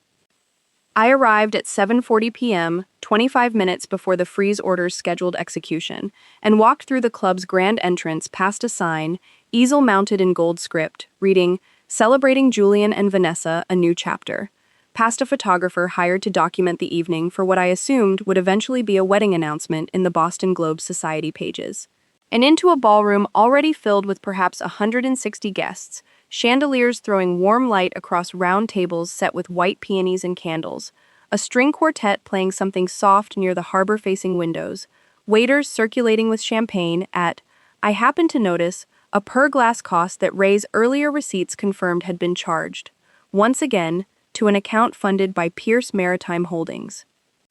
I found a quiet spot near the bar, accepted a glass of champagne I had no intention of drinking, and watched the room the way I have spent 15 years watching ledgers, patiently, for the pattern beneath the surface. I spotted Constance first, near the center of the room in a deep emerald gown, working the crowd with the particular brittle brightness of a woman determined to project total normalcy over what everyone in Boston's upper social circles clearly already suspected was not, in fact, a normal evening. I spotted Priscilla near the dessert table, deep in conversation with Grant, both of them glancing every few minutes toward the entrance. Watching, I suspected, for exactly one person, though they had no idea yet which version of me might walk through that door. I spotted Teddy near the bar, already on what I guessed was his third drink, entirely unbothered, chatting with one of the visiting cousins about a golf trip planned for October. A trip, I noted privately, that would almost certainly need to be canceled. I spotted Vanessa last, and when I did, I felt something shift in my chest. Not sympathy exactly, but something adjacent to it. Because Vanessa Reyes, 29 years old, 7 months pregnant, stood at the center of the room in a pale blue gown that had clearly been altered to accommodate her growing belly, greeting guests with a bright, practiced smile that did not, if you looked closely, quite reach her eyes. A smile I recognized instantly as the exact same performance I myself had given at 100 family dinners over 11 years. The performance of a woman working very hard to hold a room together that she already sensed, on some deep instinctive level, was about to come apart. Julian stood beside her, in a black tuxedo, laughing at something a guest had said, his hand at the small of Vanessa's back in the exact same gesture I remembered from that gallery opening 2 years earlier. And watching him, I felt, for the first time in 14 months of forensic patience, something close to the old anger surface again, sharp and immediate, not because of anything new, but because some part of me, even now, even after everything, still expected the universe to have already punished him for it, and it had not yet, not until 8:15. I checked my phone discreetly at 8:02. A single text from Agent Nandakumar sent from a burner number I did not recognize until the message itself confirmed it, in position, 13 minutes. I checked it again at 8:11, 6 minutes. You should move closer to him now if you're going to. I finished my champagne in a single unhurried sip, set the glass down on a passing waiter's tray, and began walking, slowly, deliberately, the way I had walked into every deposition, every courtroom, every negotiation of my career, straight across a crowded ballroom of 200 people, toward the exact center of the room, where Julian Ashworth Pierce stood laughing beside the woman he believed he had successfully escaped his old life to marry. Julian saw me when I was perhaps 15 feet away, and I watched the laugh die on his face in real time, replaced by something that flickered, in quick succession, through surprise, then alarm, then a hasty, unconvincing attempt at composure. "Elle," he said, stepping half a step in front of Vanessa, a gesture I noted with clinical interest. The same protective instinct men like Julian reserve almost entirely for their own reputations. "I didn't think this is a surprise." "I still have my club membership, Julian," I said, my voice pitched perfectly for the small circle of guests who had already begun to notice. Drawn by the particular gravitational pull a room develops the instant it senses conflict. "I thought I'd stop in. It's a big night for you both." Constance materialized at Julian's elbow within seconds, her emerald gown catching the chandelier light, her voice bright and brittle. "Eleanor, darling, how unexpected.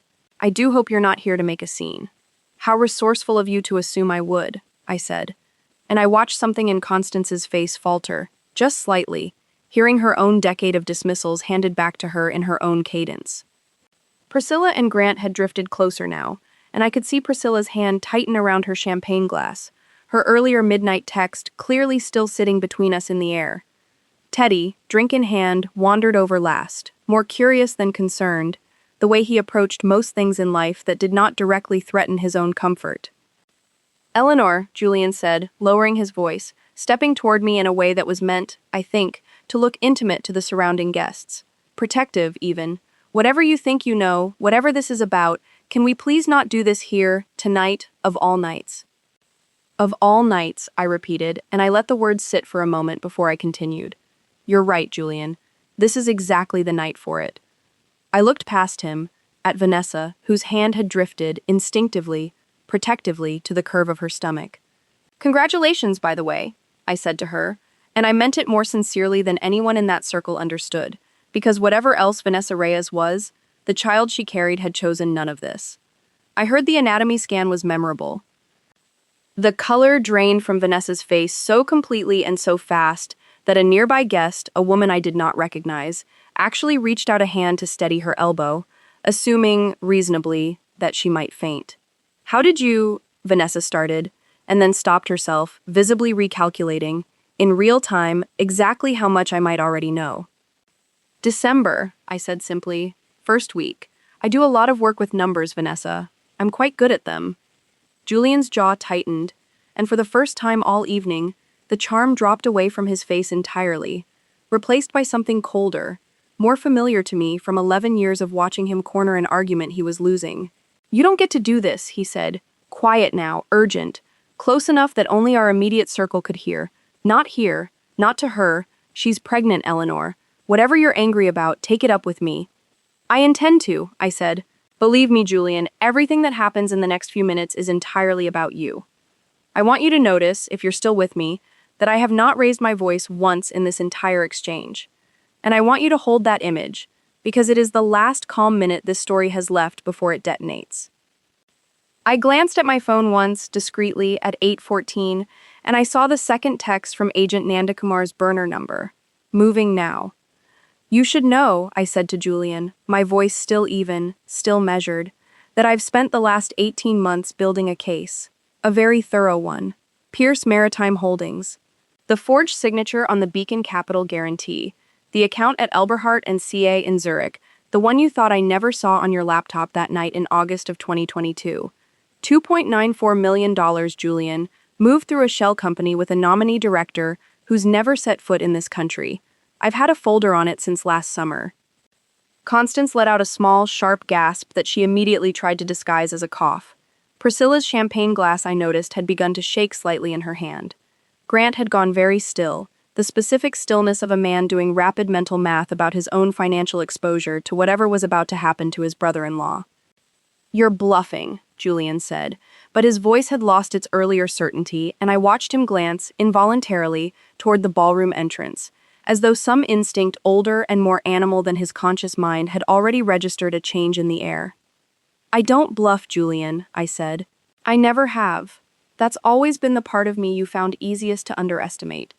And it was at that exact moment, 8:15 p.m. precisely, that 6 catering staff near the edges of the ballroom, 2 bartenders, a server stationed by the dessert table, a woman who had spent the last hour quietly refilling water glasses, and 2 men near the coat check who had been so unremarkable all evening that not a single guest had registered their faces, reached, in near unison, into jacket pockets and produced identical navy blue windbreakers, pulling them on over their catering uniforms, each one stenciled across the back in bold gold letters, FBI. The string quartet stopped mid-note. 200 conversations died at once, replaced by a low, rising murmur that spread through the ballroom like water finding every low point in a floor. Agent Priya Nandakumar walked toward us from the direction of the coat check, her windbreaker settled over a simple black dress that had let her move through the entire evening as invisibly as any other guest, a leather badge wallet already open in her hand, and behind her, 2 more agents moved with the same unhurried, procedural calm, closing the natural exits of the room without ever quite looking like they were doing it. "Julian Ashworth Pierce," Agent Nandakumar said, her voice carrying with an authority that needed no volume to fill the room. "I'm Special Agent Priya Nandakumar, FBI Financial Crimes Division. I have a federal warrant for your arrest on charges including wire fraud, bank fraud, and international money laundering, related to the entity Pierce Maritime Holdings LLC and accounts held at Elberhardt and Say in Zurich, Switzerland. I need you to come with me. The room did not simply go quiet. It went, for a moment, entirely airless. 200 people frozen mid-breath, phones already rising into the air on instinct, the specific reflex of a modern crowd that has learned, collectively, that a moment like this exists to be recorded before it is even fully understood. This is a mistake, Julian said, but his voice had gone thin, stripped of every ounce of the charm that had carried him through every previous crisis of his adult life. This has to be some kind of misunderstanding. I don't know anything about any of this. You can discuss the specifics with your attorney, sir, Agent Nandakumar said, unmoved, producing a small card and reciting, in the flat, practiced cadence of someone who had said the words 1,000 times, his rights, while a second agent stepped forward with a set of handcuffs that caught the chandelier light in a way that felt, to me, standing 3 feet away, almost obscenely bright. Constance made a sound I can only describe as a wail, one hand flying to her chest, staggering half a step backward into a table, scattering white peonies across the parquet floor. This cannot be happening, she said. To no one, to everyone. Not here, not like this. Do you have any idea who this family is? Ma'am, I'd ask you to step back, the second agent said, gently but firmly, and Constance, for perhaps the first time in her entire life, did exactly what she was told without offering a single word of resistance. Priscilla had begun crying, quietly at first, then not quietly at all, her champagne glass finally slipping from her fingers and shattering on the floor, and Grant, beside her, had gone the color of old paper. Already, I suspected, calculating whether his own name appeared anywhere in the financial documents Agent Nandakumar's team would soon be reviewing. Teddy, remarkably, remained the calmest person in the immediate vicinity, watching the entire scene unfold with the mild, detached curiosity of a man observing a minor traffic accident from a safe distance. And I heard him say quietly to the cousin beside him, "Well, I guess this is the part where it doesn't just figure itself out." Vanessa stood frozen at the center of it all, one hand pressed against her stomach, staring at Julian as the second agent closed the handcuffs around his wrists, and I watched something pass across her face that I recognized instantly and completely, because I had felt an early version of it myself, years earlier, standing in my own kitchen, while Julian told me not to worry my head about $180,000. The specific vertigo of watching the ground you built your entire future on reveal itself as never having been solid at all. "Eleanor," Julian said, turning toward me as the agents began walking him toward the ballroom's side exit, his voice cracking now, stripped down to something almost childlike. "Did you do this? Did you actually do this to me, tonight, in front of everyone?"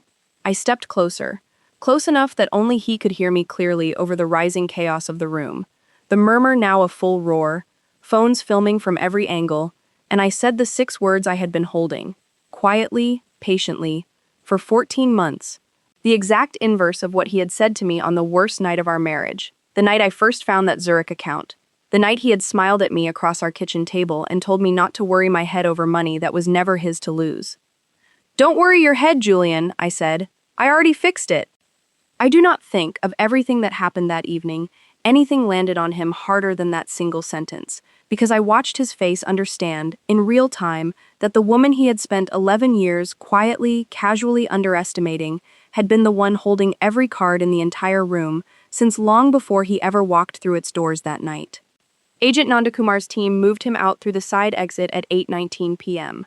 The freeze order, I would learn the following morning, had executed at precisely 8:15, the exact minute the agents identified themselves, locking Pierce Maritime Holdings, the Elberhardt account, and 3 domestic accounts totaling, in final assessment, $2.94 million in traceable fraudulent assets, alongside an additional $410,000 in previously undiscovered transfers Agent Nandakumar's forensic team uncovered during the arrest itself. Funds that had, it turned out, been quietly funneled towards securing the Marlborough Street brownstone Vanessa now stood in the middle of a ballroom, unable to return to, unsure, for the first time in 2 years, whether any of the life she'd built around Julian's name would still exist by morning. The room did not empty quickly. 200 guests remained, most of them filming, some of them already, I noticed with a certain grim satisfaction, quietly texting friends who had not attended, and I understood, watching phones rise in every direction, that whatever story the Ashworth-Pierce family had spent 3 generations curating for Boston's upper social circles was ending, permanently, in real time, on 160 different smartphone screens. Constance found me near the entrance perhaps 10 minutes later, mascara streaked, emerald gown slightly torn at the hem from her earlier stumble, and for a moment I thought she might finally, after everything, say something honest. Instead, she looked at me and said, in a voice gone thin and brittle, "I hope you're satisfied, Eleanor. I hope this was worth destroying our entire family." "Your family destroyed itself, Constance," I said. "I just made sure everyone was finally in the room to watch it happen." I left the Boston Harbor Yacht Club at 8:41 p.m., walking out past a photographer who, ironically, was still dutifully documenting the evening exactly as hired, though the photographs he captured that night would end up, 3 weeks later, not in the Boston Globe Society pages, but subpoenaed as evidence in a federal criminal proceeding. I drove home that night, alone, through streets still humid with late August air, and I sat in my driveway on Chestnut Street for nearly 20 minutes before I could bring myself to go inside, not because I felt any doubt about what I had done, but because I finally, fully understood that the version of my life built around the Ashworth-Pierce name had ended, completely and permanently, in a way that no amount of forensic planning could have prepared me for emotionally, only strategically. I called my father, Harold Cross, from that driveway, and when he picked up, half asleep, I simply said, "It's done, Dad," and he was quiet for a moment before he said, "I know, sweetheart. I've been watching my phone light up with videos from that party for the last hour. You did exactly what you set out to do." I cried then, finally, for the first time in months, not from grief, but from the specific, overwhelming relief of a burden set down after being carried for so long, you forgot what it felt like to walk without it. The videos, as my father had already discovered, spread faster than I anticipated. By midnight, clips of Agent Nandakumar's team leading Julian out of the ballroom had already accumulated tens of thousands of views on social media, most of them posted by guests who had no idea, filming in the moment, that they were capturing something that would end up referenced, weeks later, in actual courtroom filings. By the following morning, a Boston Globe reporter named Denise Okonkwo, who covered white-collar crime for the paper's business section, had already reached out to my attorney's office requesting comment, and by that afternoon, the story had a headline: "Shipping Heir Arrested at Own Engagement Party on Federal Fraud Charges." Julian was arraigned 2 days later, on August 26th, in federal court, denied bail on the grounds that Agent Nandakumar's affidavit outlined a documented pattern of asset concealment across international jurisdictions, a flight risk assessment that his own attorney, Desmond Pratt, argued against for nearly 40 minutes without success. I did not attend the arraignment. I had already decided months earlier that the courtroom phase of this story belonged to the federal government, not to me. And my role, the role I had spent 14 months building, was complete the moment the handcuffs closed. I called Oliver and Margot that night in Edinburgh, keeping my voice light, telling them only that their father was dealing with some grown-up business problems and that they would talk more when I came to bring them home in a few days. Oliver, perceptive in the particular way 9-year-olds sometimes surprise you, asked, "Is Dad in trouble, Mom?" And I told him, honestly, that yes, his father had made some very serious mistakes, and that those mistakes had consequences, the way mistakes always eventually do, but that none of it was his fault, or Margot's, and that both of us, together, would figure out exactly what their new normal looked like. Margot, 6, mostly wanted to know if we could bring shortbread home for her teacher. The weeks that followed unfolded with the particular, exhausting speed of a story that had finally, after years of quiet containment, broken open into public view. Vanessa Reyes gave birth on September 30th, 2024, 5 weeks after the gala, to a daughter she named Josephine, and though I have no legal or personal stake in that child's life, I found myself, more than once that autumn, thinking of her with something like tenderness. A small person who would grow up carrying an inheritance of scandal she had done absolutely nothing to earn. Pierce Maritime Holdings was formally dissolved by federal order in October 2024. The frozen accounts, once fully audited by IRS criminal investigation forensic accountants working from the trail I had originally built, revealed an additional $190,000 in previously unknown transfers, bringing the total fraudulent asset figure to just over $3.1 million. Margot Calloway used the criminal proceedings findings to reopen the financial terms of my divorce settlement under Massachusetts law governing fraudulently concealed marital assets. And in November 2024, a family court judge awarded me 60% of the recovered, unfrozen portion of those assets, a figure that ultimately totaled $1.4 million, restored to accounts in my name, separate from anything the federal forfeiture process claimed for restitution to Beacon Capital and other defrauded parties. I did not celebrate that number the way I once might have imagined celebrating it, back when this entire ordeal began. By November 2024, the money mattered less to me than the fact of the thing itself. The simple, structural fact that a system I had spent 15 years believing in, sometimes with more faith than the evidence around me warranted, had actually worked, exactly the way it was supposed to, when someone patient enough fed it a complete and airtight case. Julian's criminal case moved through federal court over the following 10 months, slower than the ballroom moment that started it. The way these things always are, all that public drama compressing down into the grinding, procedural machinery of motions and discovery and plea negotiations. Desmond Pratt fought hard, I'll give him that, filing 3 separate motions to suppress evidence, arguing at various points that the forensic document examination of the forged signature was improperly obtained, that the Swiss banking records violated some technicality of the Mutual Legal Assistance Treaty, that the timeline itself was circumstantial. Every motion failed, because Agent Nandakumar's team, working from a case I had built to withstand exactly this kind of challenge, had left no procedural gap large enough for Pratt to squeeze through. In June of 2025, 10 months after the gala, Julian accepted a plea agreement rather than risk trial, pleading guilty to 1 count of wire fraud and 1 count of bank fraud, in exchange for the government dropping the international money laundering charge, which would have carried a significantly longer sentence. I was not required to testify, given the plea, though Agent Nandakumar told me privately that the prosecution's file was strong enough that she was confident I would have held up beautifully on the stand if it had come to that. I told her I believed her, but that I was, honestly, relieved not to have to find out. Julian was sentenced on August 11, 2025, 1 day short of the 1-year anniversary of our divorce finalizing. In a coincidence, the presiding judge, a stern, precise woman named Judge Wynn, did not comment on but that I noticed immediately, sitting in the 3rd row of the courtroom gallery, the only member of either family present that day. Judge Wynn sentenced Julian to 7 years in federal prison, with restitution ordered in the full amount of $3.1 million, payable to the defrauded parties, primarily Beacon Capital Partners, over the course of his incarceration and beyond, garnished from any future earnings for the rest of his working life if necessary. Julian looked at me exactly once during that hearing, as the marshals led him out of the courtroom in an orange jumpsuit that made him look, for the first time in 11 years I had known him, genuinely, entirely ordinary, stripped of every last accessory his family's name had ever provided him. I did not look away. I did not need to anymore. I want to tell you something honest about that final look, because I think it matters more than the triumph of the moment itself. I did not feel hatred, standing there. I felt, mostly, a kind of exhausted clarity, the specific feeling of finally closing a case file after years of carrying it, unfinished, in the back of your mind. Hatred, I had learned somewhere in those 14 months of patient forensic work, requires a kind of ongoing investment in the other person's significance that I simply no longer had left to give Julian Ashworth Pierce.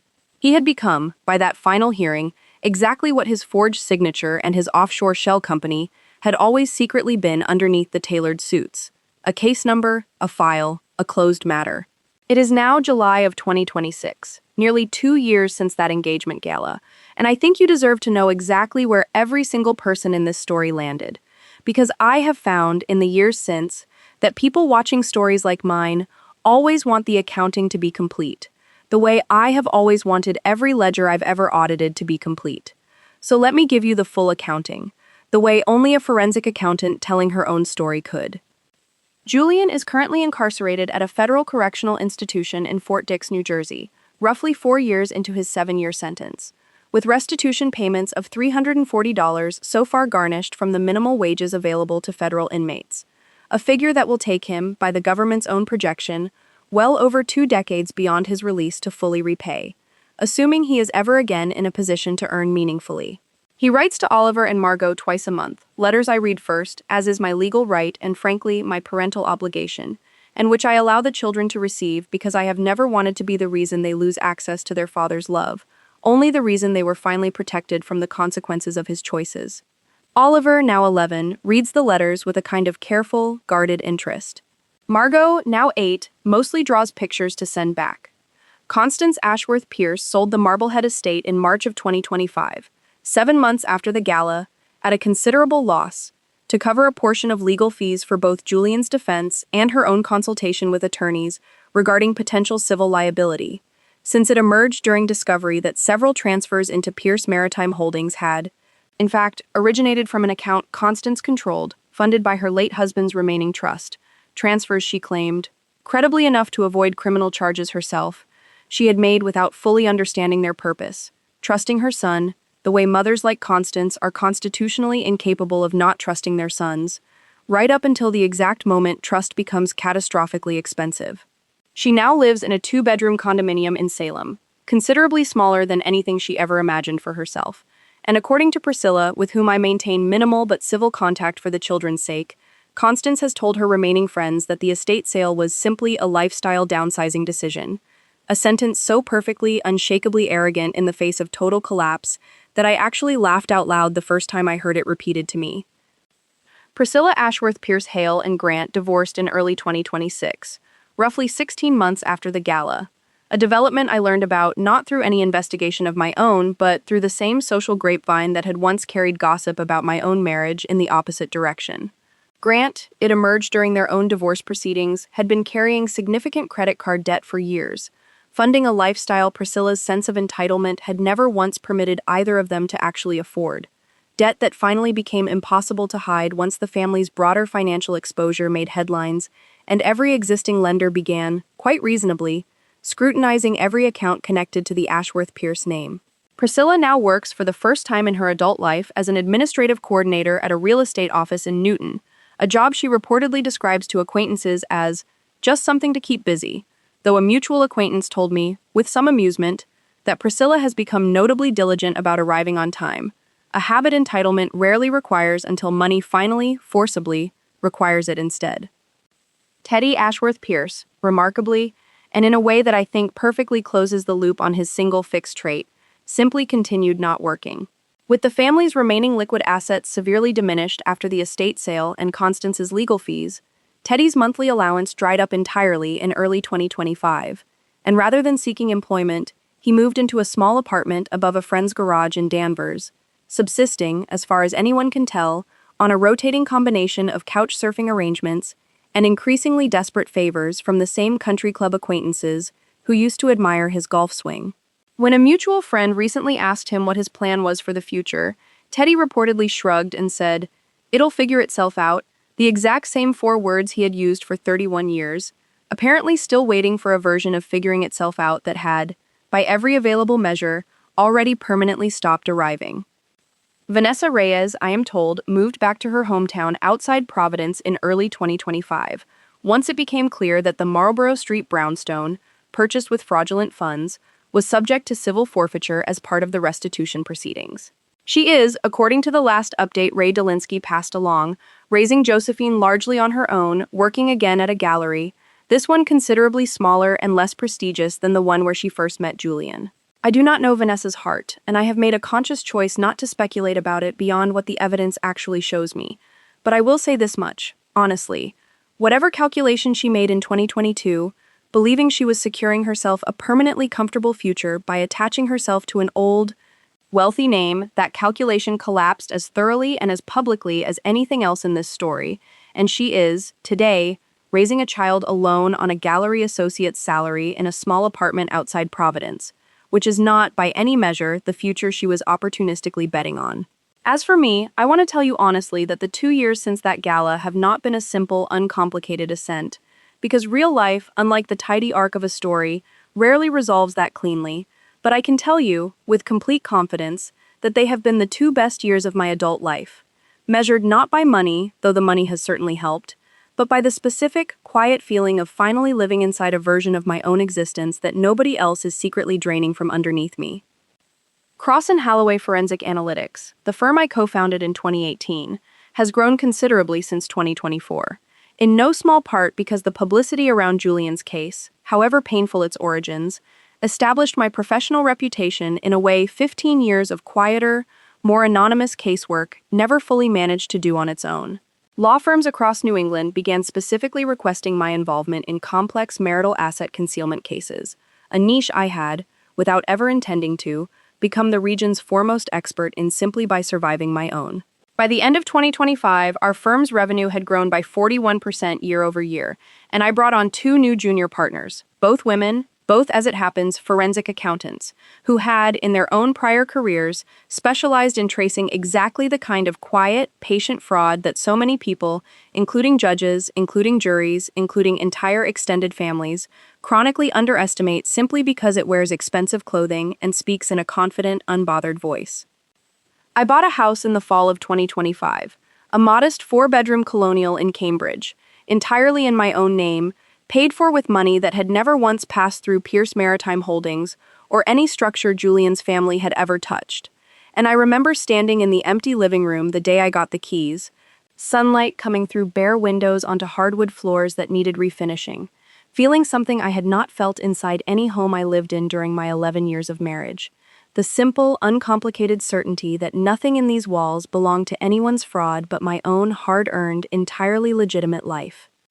Oliver and Margot have adjusted, in the specific, resilient way children often surprise adults by adjusting, better than I initially feared they would.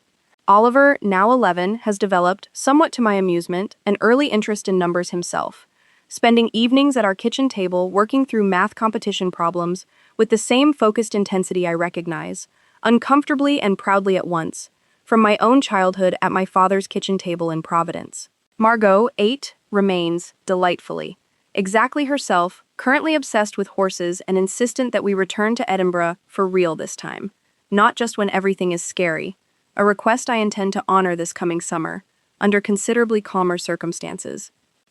I see a therapist myself now, weekly, a woman named Dr. Priscilla Vance, no relation obviously to anyone in this story, a coincidence of names that made both of us laugh out loud during our very first session. Dr. Vance has helped me understand something I did not fully grasp during the 14 months I spent building my case, something I think matters enormously to anyone watching this who is currently in their own version of that patient, silent waiting. That strategic composure, the kind that wins cases and wins custody arrangements and wins federal indictments, is an entirely legitimate survival skill. But it is not, by itself, the same thing as healing, and healing, unlike a forensic case, cannot be built entirely alone, in a locked storage unit, at 2 a.m, while everyone around you believes you're simply fine. I have not, in these 2 years, dated anyone seriously, a fact several well-meaning friends have gently pushed back on more than once, and I understand their concern, but I have found, honestly, that I am not yet in a hurry, that the specific, hard-won piece of building a life that answers to no one else's arrogance, no one else's entitlement, no one else's laziness or opportunism, is worth protecting a while longer before I consider inviting anyone new fully inside it. My father, Harold Cross, now 74, retired but sharp as ever, tells me I am allowed to take exactly as long as I need, and reminds me, whenever I second-guess that choice, that the woman who waited 14 patient months to build an airtight case against the most protected family in Boston society is more than capable of knowing her own timeline about everything else too. I think about that folder often, the plain manila one that started this entire story, sitting in the bottom drawer of a desk that no longer exists in a house I no longer live in, and I think about how easy it would have been, at almost any point in those 18 months, to move too early, out of fear, or exhaustion, or the very human, very understandable desire to simply have the pain stop sooner rather than later. Agent Nandakumar told me once, over coffee, months after the case concluded, that in her 15 years at the Bureau, the single most common reason airtight fraud cases fall apart before trial is not weak evidence, but impatience, informants, and witnesses who move a few weeks too soon, tip their hand before the picture is fully assembled, and watch years of careful work collapse because they could not tolerate one more month of discomfort. I think that's true of more than fraud cases. I think it's true of almost every situation in which someone has wronged you so completely, so confidently, that they have stopped believing you're even capable of understanding the wrong being done. The arrogance of people like Constance, the entitlement of people like Priscilla, the laziness of people like Teddy, the opportunism of people like Vanessa. None of it survives contact with patient, complete, undeniable evidence. But all of it survives, indefinitely, contact with premature accusation. Because premature accusation gives people exactly what they need most: room to construct a counter-narrative before the facts have fully cornered them. My father used to tell me, doing math homework at his kitchen table when I was a girl, that the person who moves first with incomplete information loses, and the person who waits until the picture is whole wins every single time. And I have thought about that lesson every single day of the 2 years since that gala, because I think it is, in the end, the truest thing anyone ever taught me, truer even than any technical skill I ever learned in 15 years of forensic accounting.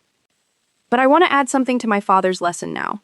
Something I did not fully understand until I lived through the entire arc of this story myself, standing on the other side of it. Patience without purpose is just delay. Patience without a plan is just fear wearing a calmer costume. The reason my 18 months of waiting worked, the reason it ended in a federal arrest at a black tie gala instead of simply ending in another decade of quiet, humiliating tolerance, is that every single day of that waiting had a direction. A folder growing thicker, a case growing stronger, a plan growing sharper, even on the days it felt like nothing was moving at all. If you are in your own season of waiting right now, and I suspect from the comments I've already seen on stories like this one that many of you are, I want you to ask yourself honestly whether your waiting has a direction or whether it has quietly become just another way of avoiding the thing you already know you need to do. There is no shame in needing more time. There is real danger, though, in mistaking stillness for strategy. I want to say one more thing, and then I'll let you go, because I know these videos run long and I respect that you've stayed with me this far.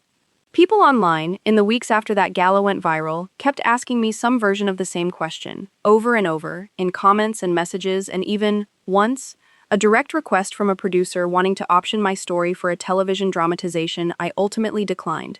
Did I feel good about what I did? Did revenge feel as satisfying as everyone imagines it will? The honest answer is more complicated than either yes or no. I did not build that case for the satisfaction of watching Julian's face when the handcuffs closed. Though I will not pretend that moment did not land exactly as heavily as I had, on some level, hoped it would. I built that case because I refused to let a man who had spent 11 years forging my signature, hiding money, and treating my competence as an inconvenience rather than an asset, simply walk away from the consequences of that behavior, because his last name had always been enough, before me, to make consequences someone else's problem. I built it because Oliver and Margot deserved a mother who modeled, clearly and completely, what it looks like to solve a problem instead of merely surviving it.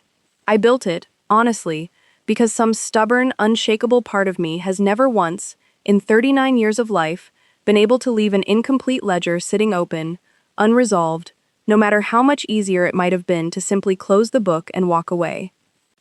So, did revenge feel good? I think revenge is the wrong word for what actually happened, and I've come to believe that the word matters more than people assume. Revenge implies something reactive, something driven by hurt, seeking an outlet. What I built was closer to an audit, a complete and rigorous accounting of exactly what had been taken.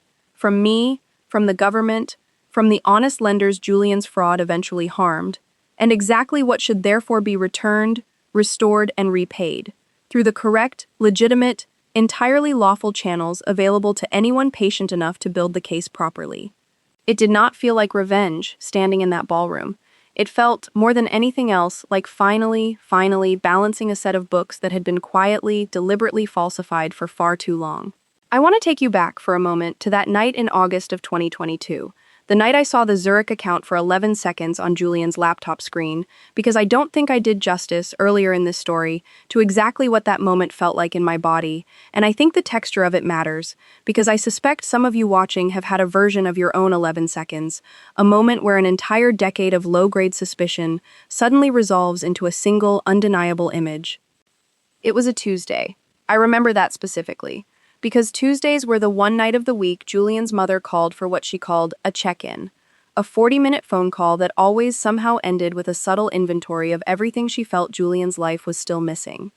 I was standing at the kitchen sink, rinsing a wine glass, half listening to Julian's side of the conversation drift in from the living room, when he set his laptop down on the counter, still open, still logged in, and walked toward the front hall to take the call somewhere quieter, the way he always did when Constance called, some old, ingrained habit of privacy he'd never once extended to conversations with me. I remember the specific weight of the wine glass in my hand, still slightly warm from the dishwasher's earlier cycle, and the particular blue-white glow of the laptop screen against the darkened kitchen, and the small, mundane sound of the email notification, a soft chime I'd heard 1,000 times before, drawing my eye toward the screen entirely by accident, the way your attention catches on any small motion in your peripheral vision when a room is otherwise still. The subject line read, Elberhardt and C, monthly statement confirmation. I did not open the email, I did not need to. The preview text, visible without a single click, displayed enough. An account number I did not recognize. A balance figure formatted in Swiss francs that converted, in my head, almost instantly, the way numbers have always converted themselves instantly in my head since I was a child doing math at my father's kitchen table, to just over $2.1 million. I remember setting the wine glass down on the counter with a care that felt, at the time, almost surgical, because some deep, animal part of my brain had already understood that I could not afford to make a single sound, could not afford to let a shattering glass or a startled gasp announce, even accidentally, that I had seen what I had just seen. I remember the specific, cold clarity that settled over me in that moment, a clarity I would later come to recognize as the same clarity I felt reviewing any fraudulent ledger for a client. Except this time, the ledger was my own life, and the fraud was a man I had shared a bed with for 7 years. I photographed the screen. My hands, I remember distinctly, did not shake, which surprised me even as it happened, because everything else about me, in that moment, felt as though it should have been shaking. I photographed it once, checked that the image was clear and legible, and closed the laptop's lid gently, exactly as I had found it, and returned to rinsing the wine glass by the time Julian walked back into the kitchen 4 minutes later, laughing at something his mother had said, utterly unaware that the entire architecture of his secret life had just been captured, permanently, on a phone in his wife's apron pocket. I called my father 2 days later, not to tell him everything, not yet, because I had not yet decided what everything even meant, but simply to ask him a question I needed answered by someone whose judgment I trusted completely. Dad, if you found something in someone's finances that felt wrong, and you weren't sure yet if it was fraud or just carelessness, how would you find out for certain, without tipping them off that you were looking? My father, a retired federal judge who had spent 31 years on the bench listening to exactly this kind of quiet, dawning realization in the voices of people testifying in his courtroom, was silent for a long moment, and then he said, Eleanor, is this about Julian? I did not answer directly, and he did not push, because my father has always understood, better than almost anyone in my life, the specific difference between asking a question you're ready to answer and asking a question you're only ready to begin investigating. Document everything, he told me instead, quietly, thoroughly. Don't confront anyone until you have the whole picture, because half a picture just gives a guilty person time to build a better lie. End quote. I have wondered, many times since, whether my father already suspected, that day, exactly how large the picture I was about to spend the next 2 years assembling would eventually become. The press attention, in the weeks after the gala, arrived in a wave I had frankly underestimated in my planning, because I had spent so much of my strategic energy on the legal and financial architecture of the case that I had given comparatively little thought to what it would feel like to become, briefly, a recognizable name in Boston's news cycle.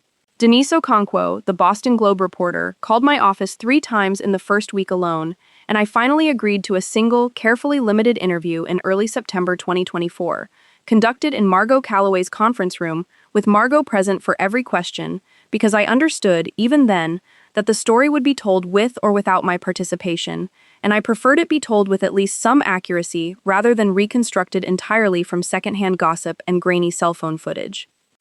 Denise asked me, near the end of that interview, the question I suspect she'd been building toward the entire time. Mrs. Cross, some people are going to read this story and call you cold, calculating, maybe even a little frightening, for planning something this elaborate for this long. What do you say to that? I remember considering the question seriously, because I think it deserved a serious answer, and I told her I'd ask them to consider what the alternative actually would have looked like. I could have confronted Julian the night I found that Zurich account, cried, screamed, filed for divorce in a panic, and watched him and his family's attorneys spend the next 3 years hiding money, delaying discovery, and eventually walking away with most of what he'd stolen intact, while I raised 2 children on considerably less than I was entitled to. Cold and calculating built a case the government couldn't lose, Emotional and immediate would have built nothing but a very expensive, very public argument that Julian's family had the resources to outlast. Denise wrote that quote almost verbatim into her final piece, and it is, to this day, the sentence from that entire ordeal that strangers still reference back to me most often, usually with something between admiration and mild unease, as though they are not entirely certain whether they are complimenting me or quietly filing me away as someone to never, under any circumstances, cross.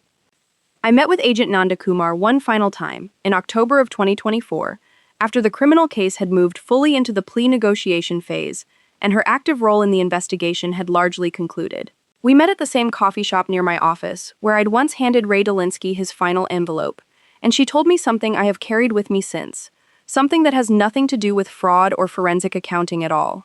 In 15 years at the Bureau, she said, I've worked cases built by defrauded spouses more times than you'd think, Mrs. Cross, and I want to tell you honestly, most of them, even the ones with real evidence, come to us too angry, too impatient, too eager to see their spouse suffer immediately, and that anger, understandable as it is, almost always makes the case weaker, not stronger. You were the rare exception. You were angry, I could see it, every single time we met, but you never once let the anger touch the strategy. That's an unusual discipline. I don't think most people, wronged the way you were wronged, could have managed it. I told her that discipline had cost me things too. Quiet years of composure that, looking back, I wish I had allowed myself to grieve more honestly in real time, instead of filing every hard feeling away in a locked storage unit alongside the evidence. She nodded and said, That's probably true, but you got here. Not everyone does. Margot Calloway sent me a card in December 2024, handwritten, which surprised me, given how little of her 22-year career she had, by her own admission, ever spent on sentimentality. It read simply, Eleanor, in 22 years, I've represented clients with more anger, more money, and more obvious grievances than you brought to my office that first day. None of them ever brought me a completed audit. You didn't just win your case, you redefined, for me personally, what a truly prepared client looks like.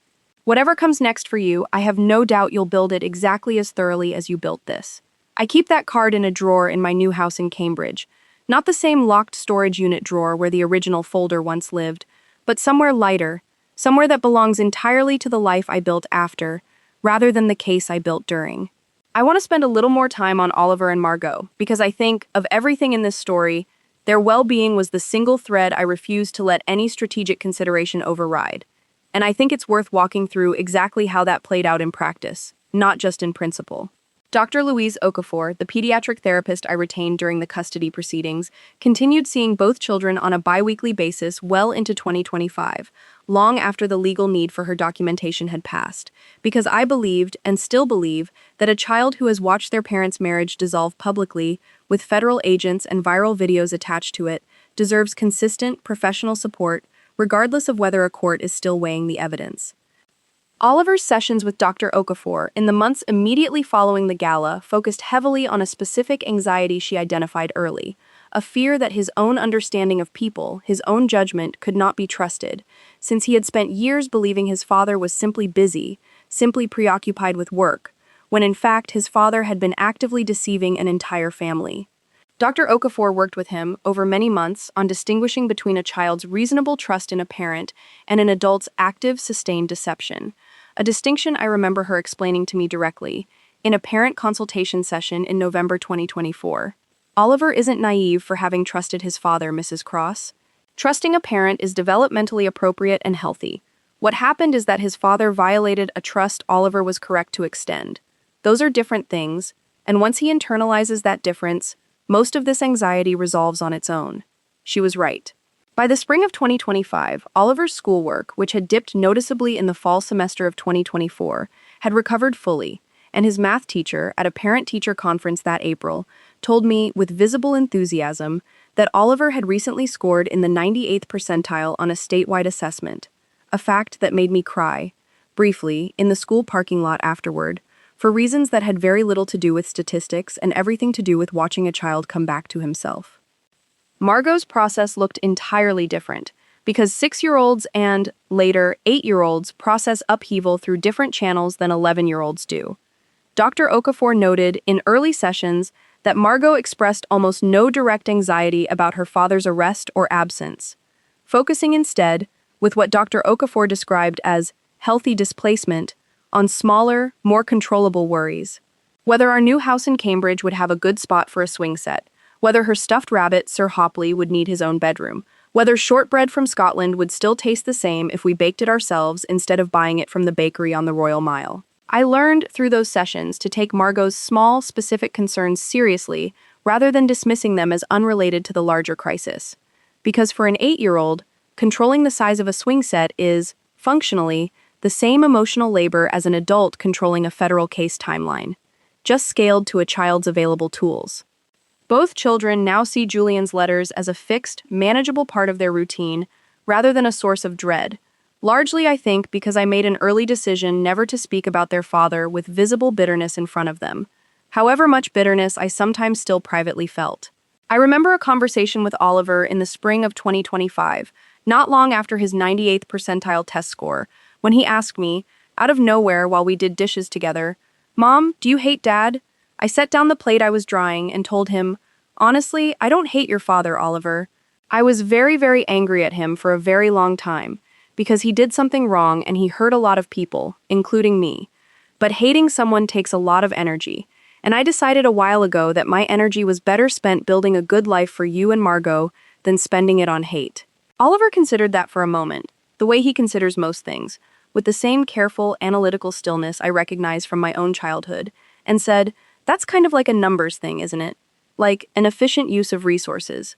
I told him it absolutely was, and I have never been prouder of a single sentence either of my children has said to me in their entire lives. Custody, formally, remains structured exactly as Margot Calloway originally negotiated. Primary physical custody with me, supervised phone contact with Julian while incarcerated, a formal review scheduled for whenever his release date approaches, still years away. I have not, in 2 years, once regretted the strategic patience that built that arrangement quietly, thoroughly, and on terms that centered my children's stability above every other consideration in this entire saga, including, if I'm honest, above my own understandable desire, at various points, to simply end the whole ordeal faster. I think it's worth telling you a little more about my father, Harold Cross, because so much of what allowed me to survive those 18 months came directly from lessons he taught me decades before Julian's fraud ever entered my life. And I don't think this story is complete without giving him his proper due.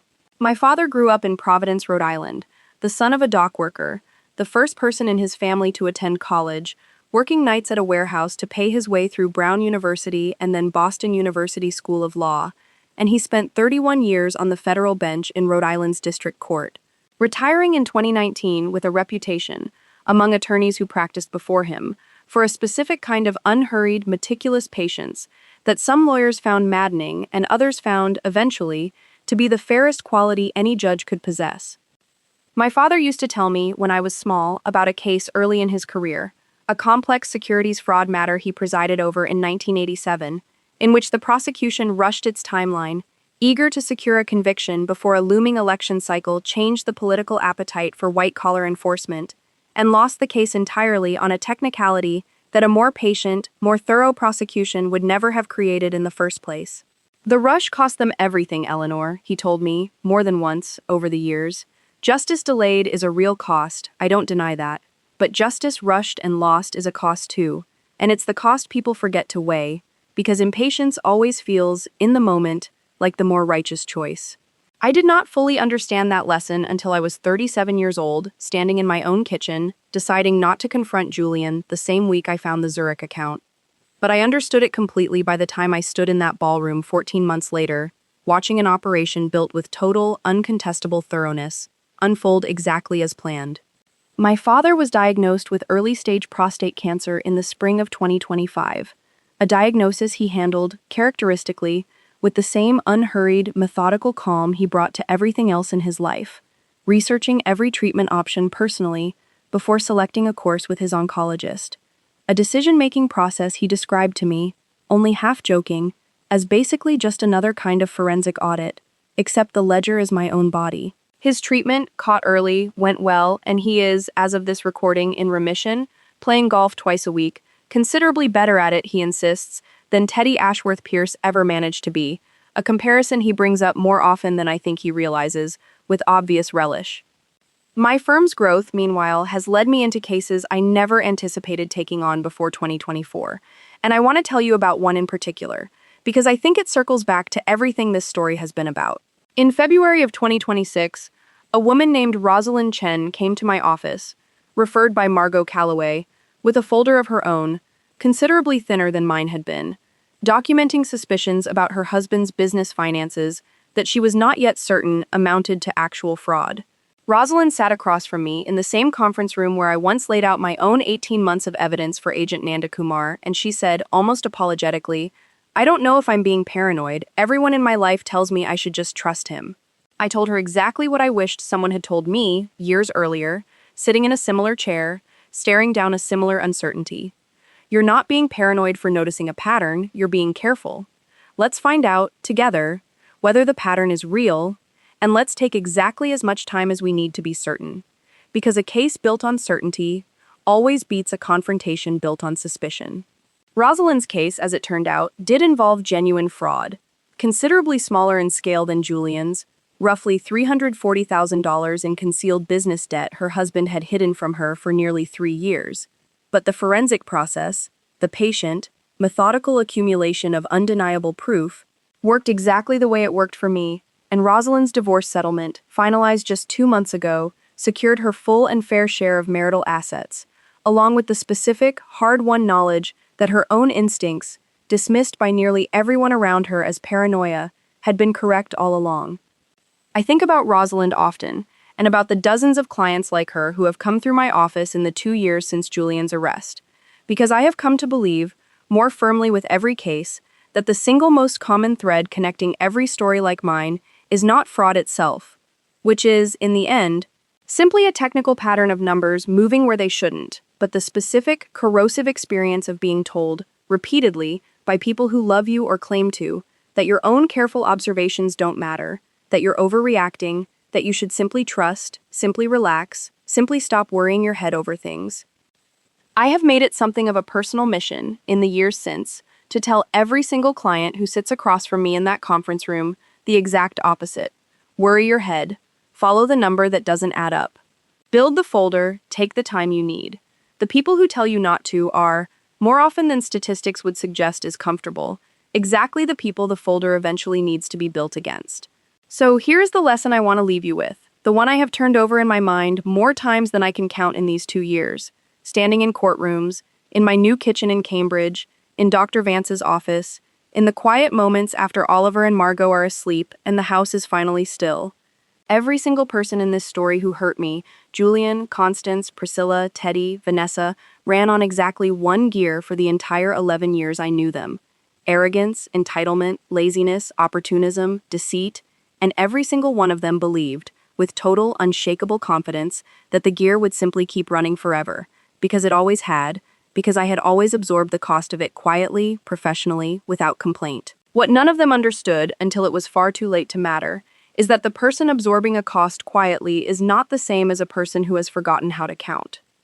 I think about the woman I was in March of 2019, reading that first suspicious wire transfer on a joint bank statement, choosing to ask a gentle question over dinner instead of an immediate, furious one, and I do not think of her as naive. I think of her as someone who understood, instinctively, before she could have articulated it, that the fight worth having was not the fight available to her in that exact moment, at that exact table, with incomplete information, and an opponent who had spent his entire life talking his way out of consequences. I think of her as someone patient enough to wait for the fight she could actually win. I want to ask you something now, and I want you to sit with it honestly for a moment before you scroll away from this video.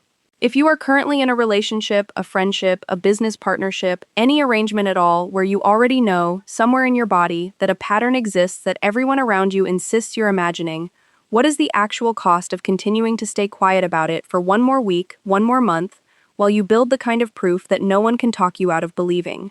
And what is the actual cost, by contrast, of moving too soon, too loud, too angry, before that proof exists, and handing the person who wronged you exactly the window they need to construct a better lie than the truth you're still assembling?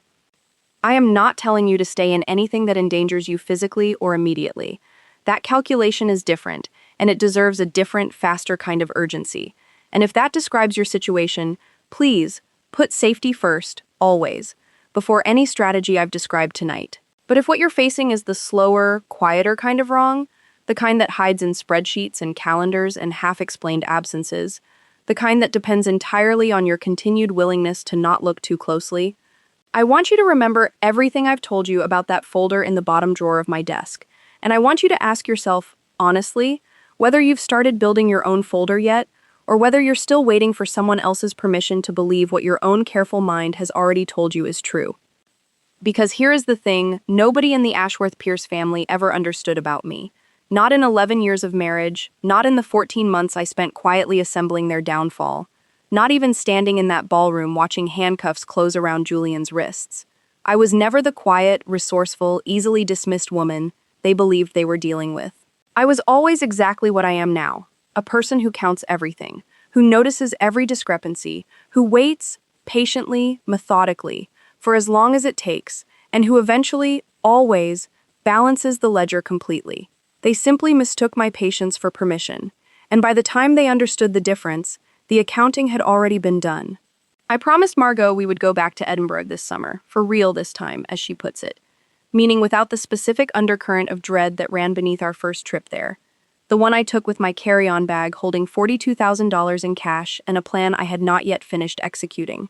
We leave in 3 weeks, actually, booked on the same airline, though a different flight number this time, and Margot has already made a list, in her careful 8-year-old handwriting, of everything she wants to do differently. Feed the pigeons in Princes Street Gardens again, but longer this time, she specifies, underlined twice. Find the exact spot on Arthur's seat where she has decided, with total conviction, that a real Scottish princess once had a picnic. And, at the very bottom of the list, in slightly smaller letters, as though she is a little embarrassed by how much it matters to her, make shortbread with Mom, not just buy it. I think about that first Edinburgh trip often, sitting now, 2 years later, in a house that belongs entirely to me, in a life that no longer requires a single ounce of the vigilance I spent a decade maintaining, without even fully realizing how much of myself it was quietly costing. I remember standing at the top of Arthur's seat that first time, wind cutting across my face, allowing myself 20 uncomplicated minutes of relief before the machinery of the case pulled my attention back to spreadsheets and burner number text messages, and I remember thinking, even then, in the middle of the most precarious, high-stakes maneuver of my entire life, that I wanted, eventually, to be able to stand on that same hill again someday, without a single strategic thought running underneath the wind and the view and my children's laughter somewhere behind me. I do not know, standing here now, exactly what comes next in my own life, professionally or personally, and I have found, somewhat to my own surprise, that I have genuinely stopped needing to know every variable in advance the way I once did, back when uncertainty felt indistinguishable from danger. Crossan Holloway continues to grow. Oliver continues to astonish his math teachers. Margot continues to insist with total confidence on facts about Scottish princesses that no historian would ever verify.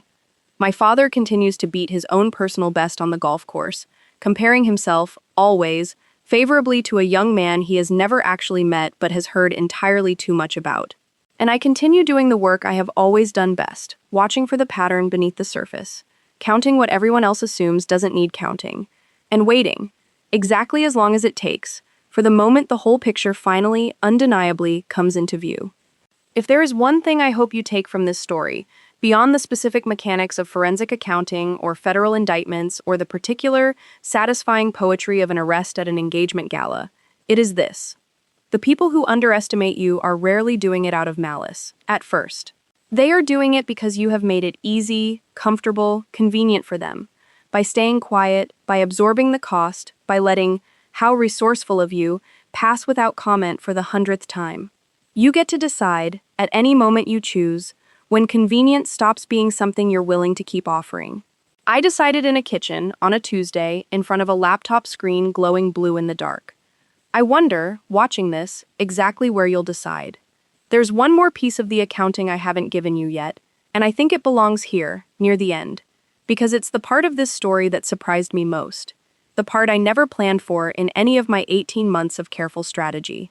What happened to the 3 cousins who sat in that waiting room at Beacon Hill OBGYN, murmuring about whether the baby would have the Ashworth-Pierce nose, entirely unaware that the family name they were so casually invoking was, at that exact moment, worth considerably less than any of them understood. Beatrice, the cousin who later relayed the entire scene to Ray Dolinsky for what I still consider an entirely reasonable fee, turned out to be, in the months following the gala, the one member of that extended family who reached out to me directly, unprompted, with something resembling actual accountability. She called me in October of 2024, 2 months after the arrest, and told me, somewhat haltingly, that she had spent years watching Constance, Priscilla, and Julian orbit each other with a kind of casual cruelty toward outsiders, myself included, that she had always found uncomfortable but had never once had the courage to name out loud, for fear of losing her own place in the family's good graces. I should have said something at some point over the years, she told me. I noticed things too, I just never thought it was my business. I told her I appreciated the call more than she probably realized, and we have maintained, since then, an easy, low-stakes friendship, mostly conducted over coffee twice a year, entirely separate from anything connected to Julian or the family name that once defined both our places within it. Whitney, the second cousin, took the opposite path, aligning herself firmly and permanently with Constance's version of events, the one in which the entire scandal was, as Constance still insists to her remaining social circle, simply a lifestyle downsizing decision, complicated by some unfortunate business misunderstandings. Whitney has not spoken to me since the gala, a silence I have made no effort to break, since I have come to believe that some relationships, built entirely on the scaffolding of a family name's assumed permanence, simply do not survive the scaffolding's collapse, and that is, ultimately, fine. Chase, the youngest cousin, 24 at the time of the gala, freshly graduated and working his first job at a Boston financial services firm, told a mutual acquaintance, some months later, that the entire ordeal had frightened him into an almost obsessive vigilance about his own finances, reviewing every statement, every transfer, every account with a level of scrutiny his coworkers apparently find slightly excessive. I take a certain quiet satisfaction in that particular ripple effect, honestly. The idea that somewhere in this story's wreckage, a 24-year-old man learned, early enough in his adult life to actually benefit from the lesson, that financial vigilance is not paranoia, but basic self-respect. Our first Thanksgiving after the divorce, in November of 2024, 3 months after the gala, looked entirely unlike any Thanksgiving I'd spent in the previous 11 years. No Marblehead estate, no roast Constance hadn't cooked herself, no careful diplomatic navigation of Priscilla's entitled asides, or Teddy's absent, uninterested shrugs. Instead, I hosted a small dinner in my rented Cambridge apartment, the temporary one I lived in before buying the house. Just my father, Oliver, Margot, and, at Oliver's specific request, Dr. Okafor, whom he had, somewhat touchingly, started referring to as basically part of the family now. I cooked the turkey myself, badly, slightly overdone at the edges, and nobody, not once, made a single comment about resourcefulness. And I remember standing at my own stove, slightly smoke-alarmed, laughing harder than I had laughed in over a year, thinking that an imperfect turkey cooked in a house nobody's fraud had ever touched was, without question, the best meal I had eaten in over a decade. That has become our tradition now, small, imperfect, entirely ours. This past November, our second Cambridge Thanksgiving, Oliver helped me baste the turkey using a timer app on his phone that calculated, with what he proudly described as actual math, mom, real math, the precise minutes remaining before it would be perfectly done, and it was, in fact, perfectly done, and Margot ate 3 helpings of stuffing and declared, with total 8-year-old sincerity, that this was the best Thanksgiving of my whole entire life. A sentence that made my father, sitting at the head of a much smaller table than the one he used to sit at during those Marblehead years, quietly wipe his eyes with a napkin and pretend it was simply the onions. 2 nights ago, actually, something happened that I think belongs in this story, even though I almost didn't include it because it felt, at first, too small to matter next to federal indictments and viral ballroom arrests. My phone rang at 9:40 in the evening, an unfamiliar number with a New Jersey area code, and when I answered, a recorded voice informed me I had a call from a federal correctional institution, and would I accept the charges. I stood in my kitchen in Cambridge for a long moment, Oliver's math homework still spread across the table where I'd been helping him with it 20 minutes earlier, and I accepted the call because whatever else Julian is, he remains, legally and permanently, the father of my 2 children, and I have never once let my own history with him override my responsibility to manage that relationship with clear eyes rather than closed ones. Julian's voice, when it came through, sounded smaller than I remembered it, stripped of the easy, practiced charm that used to fill entire rooms without effort.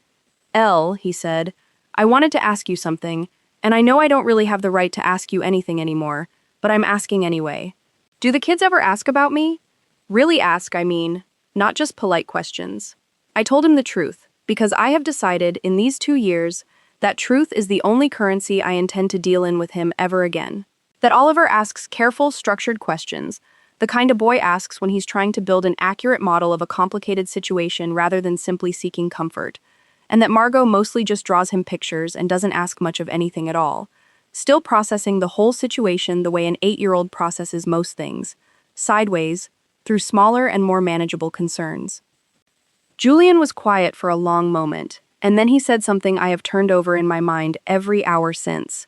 Something I did not expect from him, not after everything, not after 11 years of a man who rarely, if ever, examined his own choices honestly out loud. "I used to think," he said, "that the worst thing that could happen to me was losing the family name, the money, all of it. I spent so long protecting that, I never once thought about protecting the actual people in my life instead. I think I had it backwards the whole time, Elle. I think I had it backwards for longer than I even want to admit." I did not tell him it was too late for that realization to matter, though some old, tired part of me wanted to. I told him only, "I think that's true, Julian. I hope you keep sitting with it." And then I said goodnight, and I hung up the phone, and I stood in my kitchen for a long time afterward, looking at Oliver's half-finished math homework, at the specific, ordinary quiet of a house that belongs entirely to me, and I felt something I had not expected to feel after that particular call. Not vindication, not anger, but a kind of unexpected, complicated tenderness for the version of Julian that might, perhaps, still exist somewhere underneath 11 years of a man who had never once had to examine himself honestly, because his family's name had always done the examining for him, generously, forgivingly, right up until the exact moment it couldn't anymore.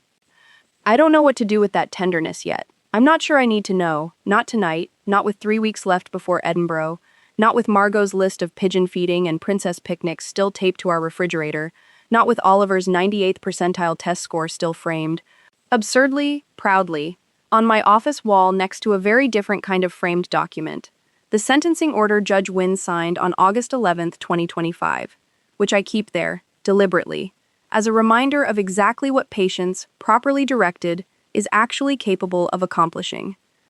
What I do know is this. Somewhere tonight, in a house I haven't visited, with a family I haven't met, there's a woman standing at her own kitchen sink, staring at a number on a screen that doesn't add up, telling herself it's probably nothing, that she's probably overreacting, that everyone in her life who's telling her to relax is probably right. And I think about her more than I think about almost anyone else in this entire story, because I know, with total certainty, exactly what happens next if she starts counting. I think about her, and I think about all of you who've stayed until this exact sentence, comment section already filling, I'd bet with your own gate numbers, your own quiet folders, your own version of a Tuesday night kitchen sink moment you've never told anyone about out loud. I built an entire life back out of the wreckage of 11 years, not because I was fearless, and not because I somehow knew, from the very beginning, exactly how it would end, but because I refused to let the counting stop simply because someone with an old family name and an easy, practiced smile insisted, over and over, that I didn't need to worry my head about it. You don't need an old family name of your own to refuse that same insistence. You just need the folder, and the patience to fill it completely, one entry at a time, for exactly as long as it takes. There's a specific moment from those 18 months I haven't told you about yet, one I've been circling around this entire story without quite landing on, because I think it deserves to sit at the very end, closer to where it actually happened in my own memory than to where the chronology of this story would otherwise place it. And it involves a second phone call, one I received the same week as that first call to Agent Nandakumar. A call I have never told anyone about, not Margot, not my father, not even Dr. Vance in 2 full years of weekly sessions. A call that changed the entire shape of what I was willing to risk to see this through. And that call is exactly where I'm going to pick things up in the next video. Because some parts of a story earn the right to be told slowly, on their own terms, once you understand everything that led up to them. I've thought, more than once, about whether to keep that second call private forever, the way I kept so much of this private for so long, filed away in the same mental storage unit where I used to keep everything I wasn't ready to say out loud.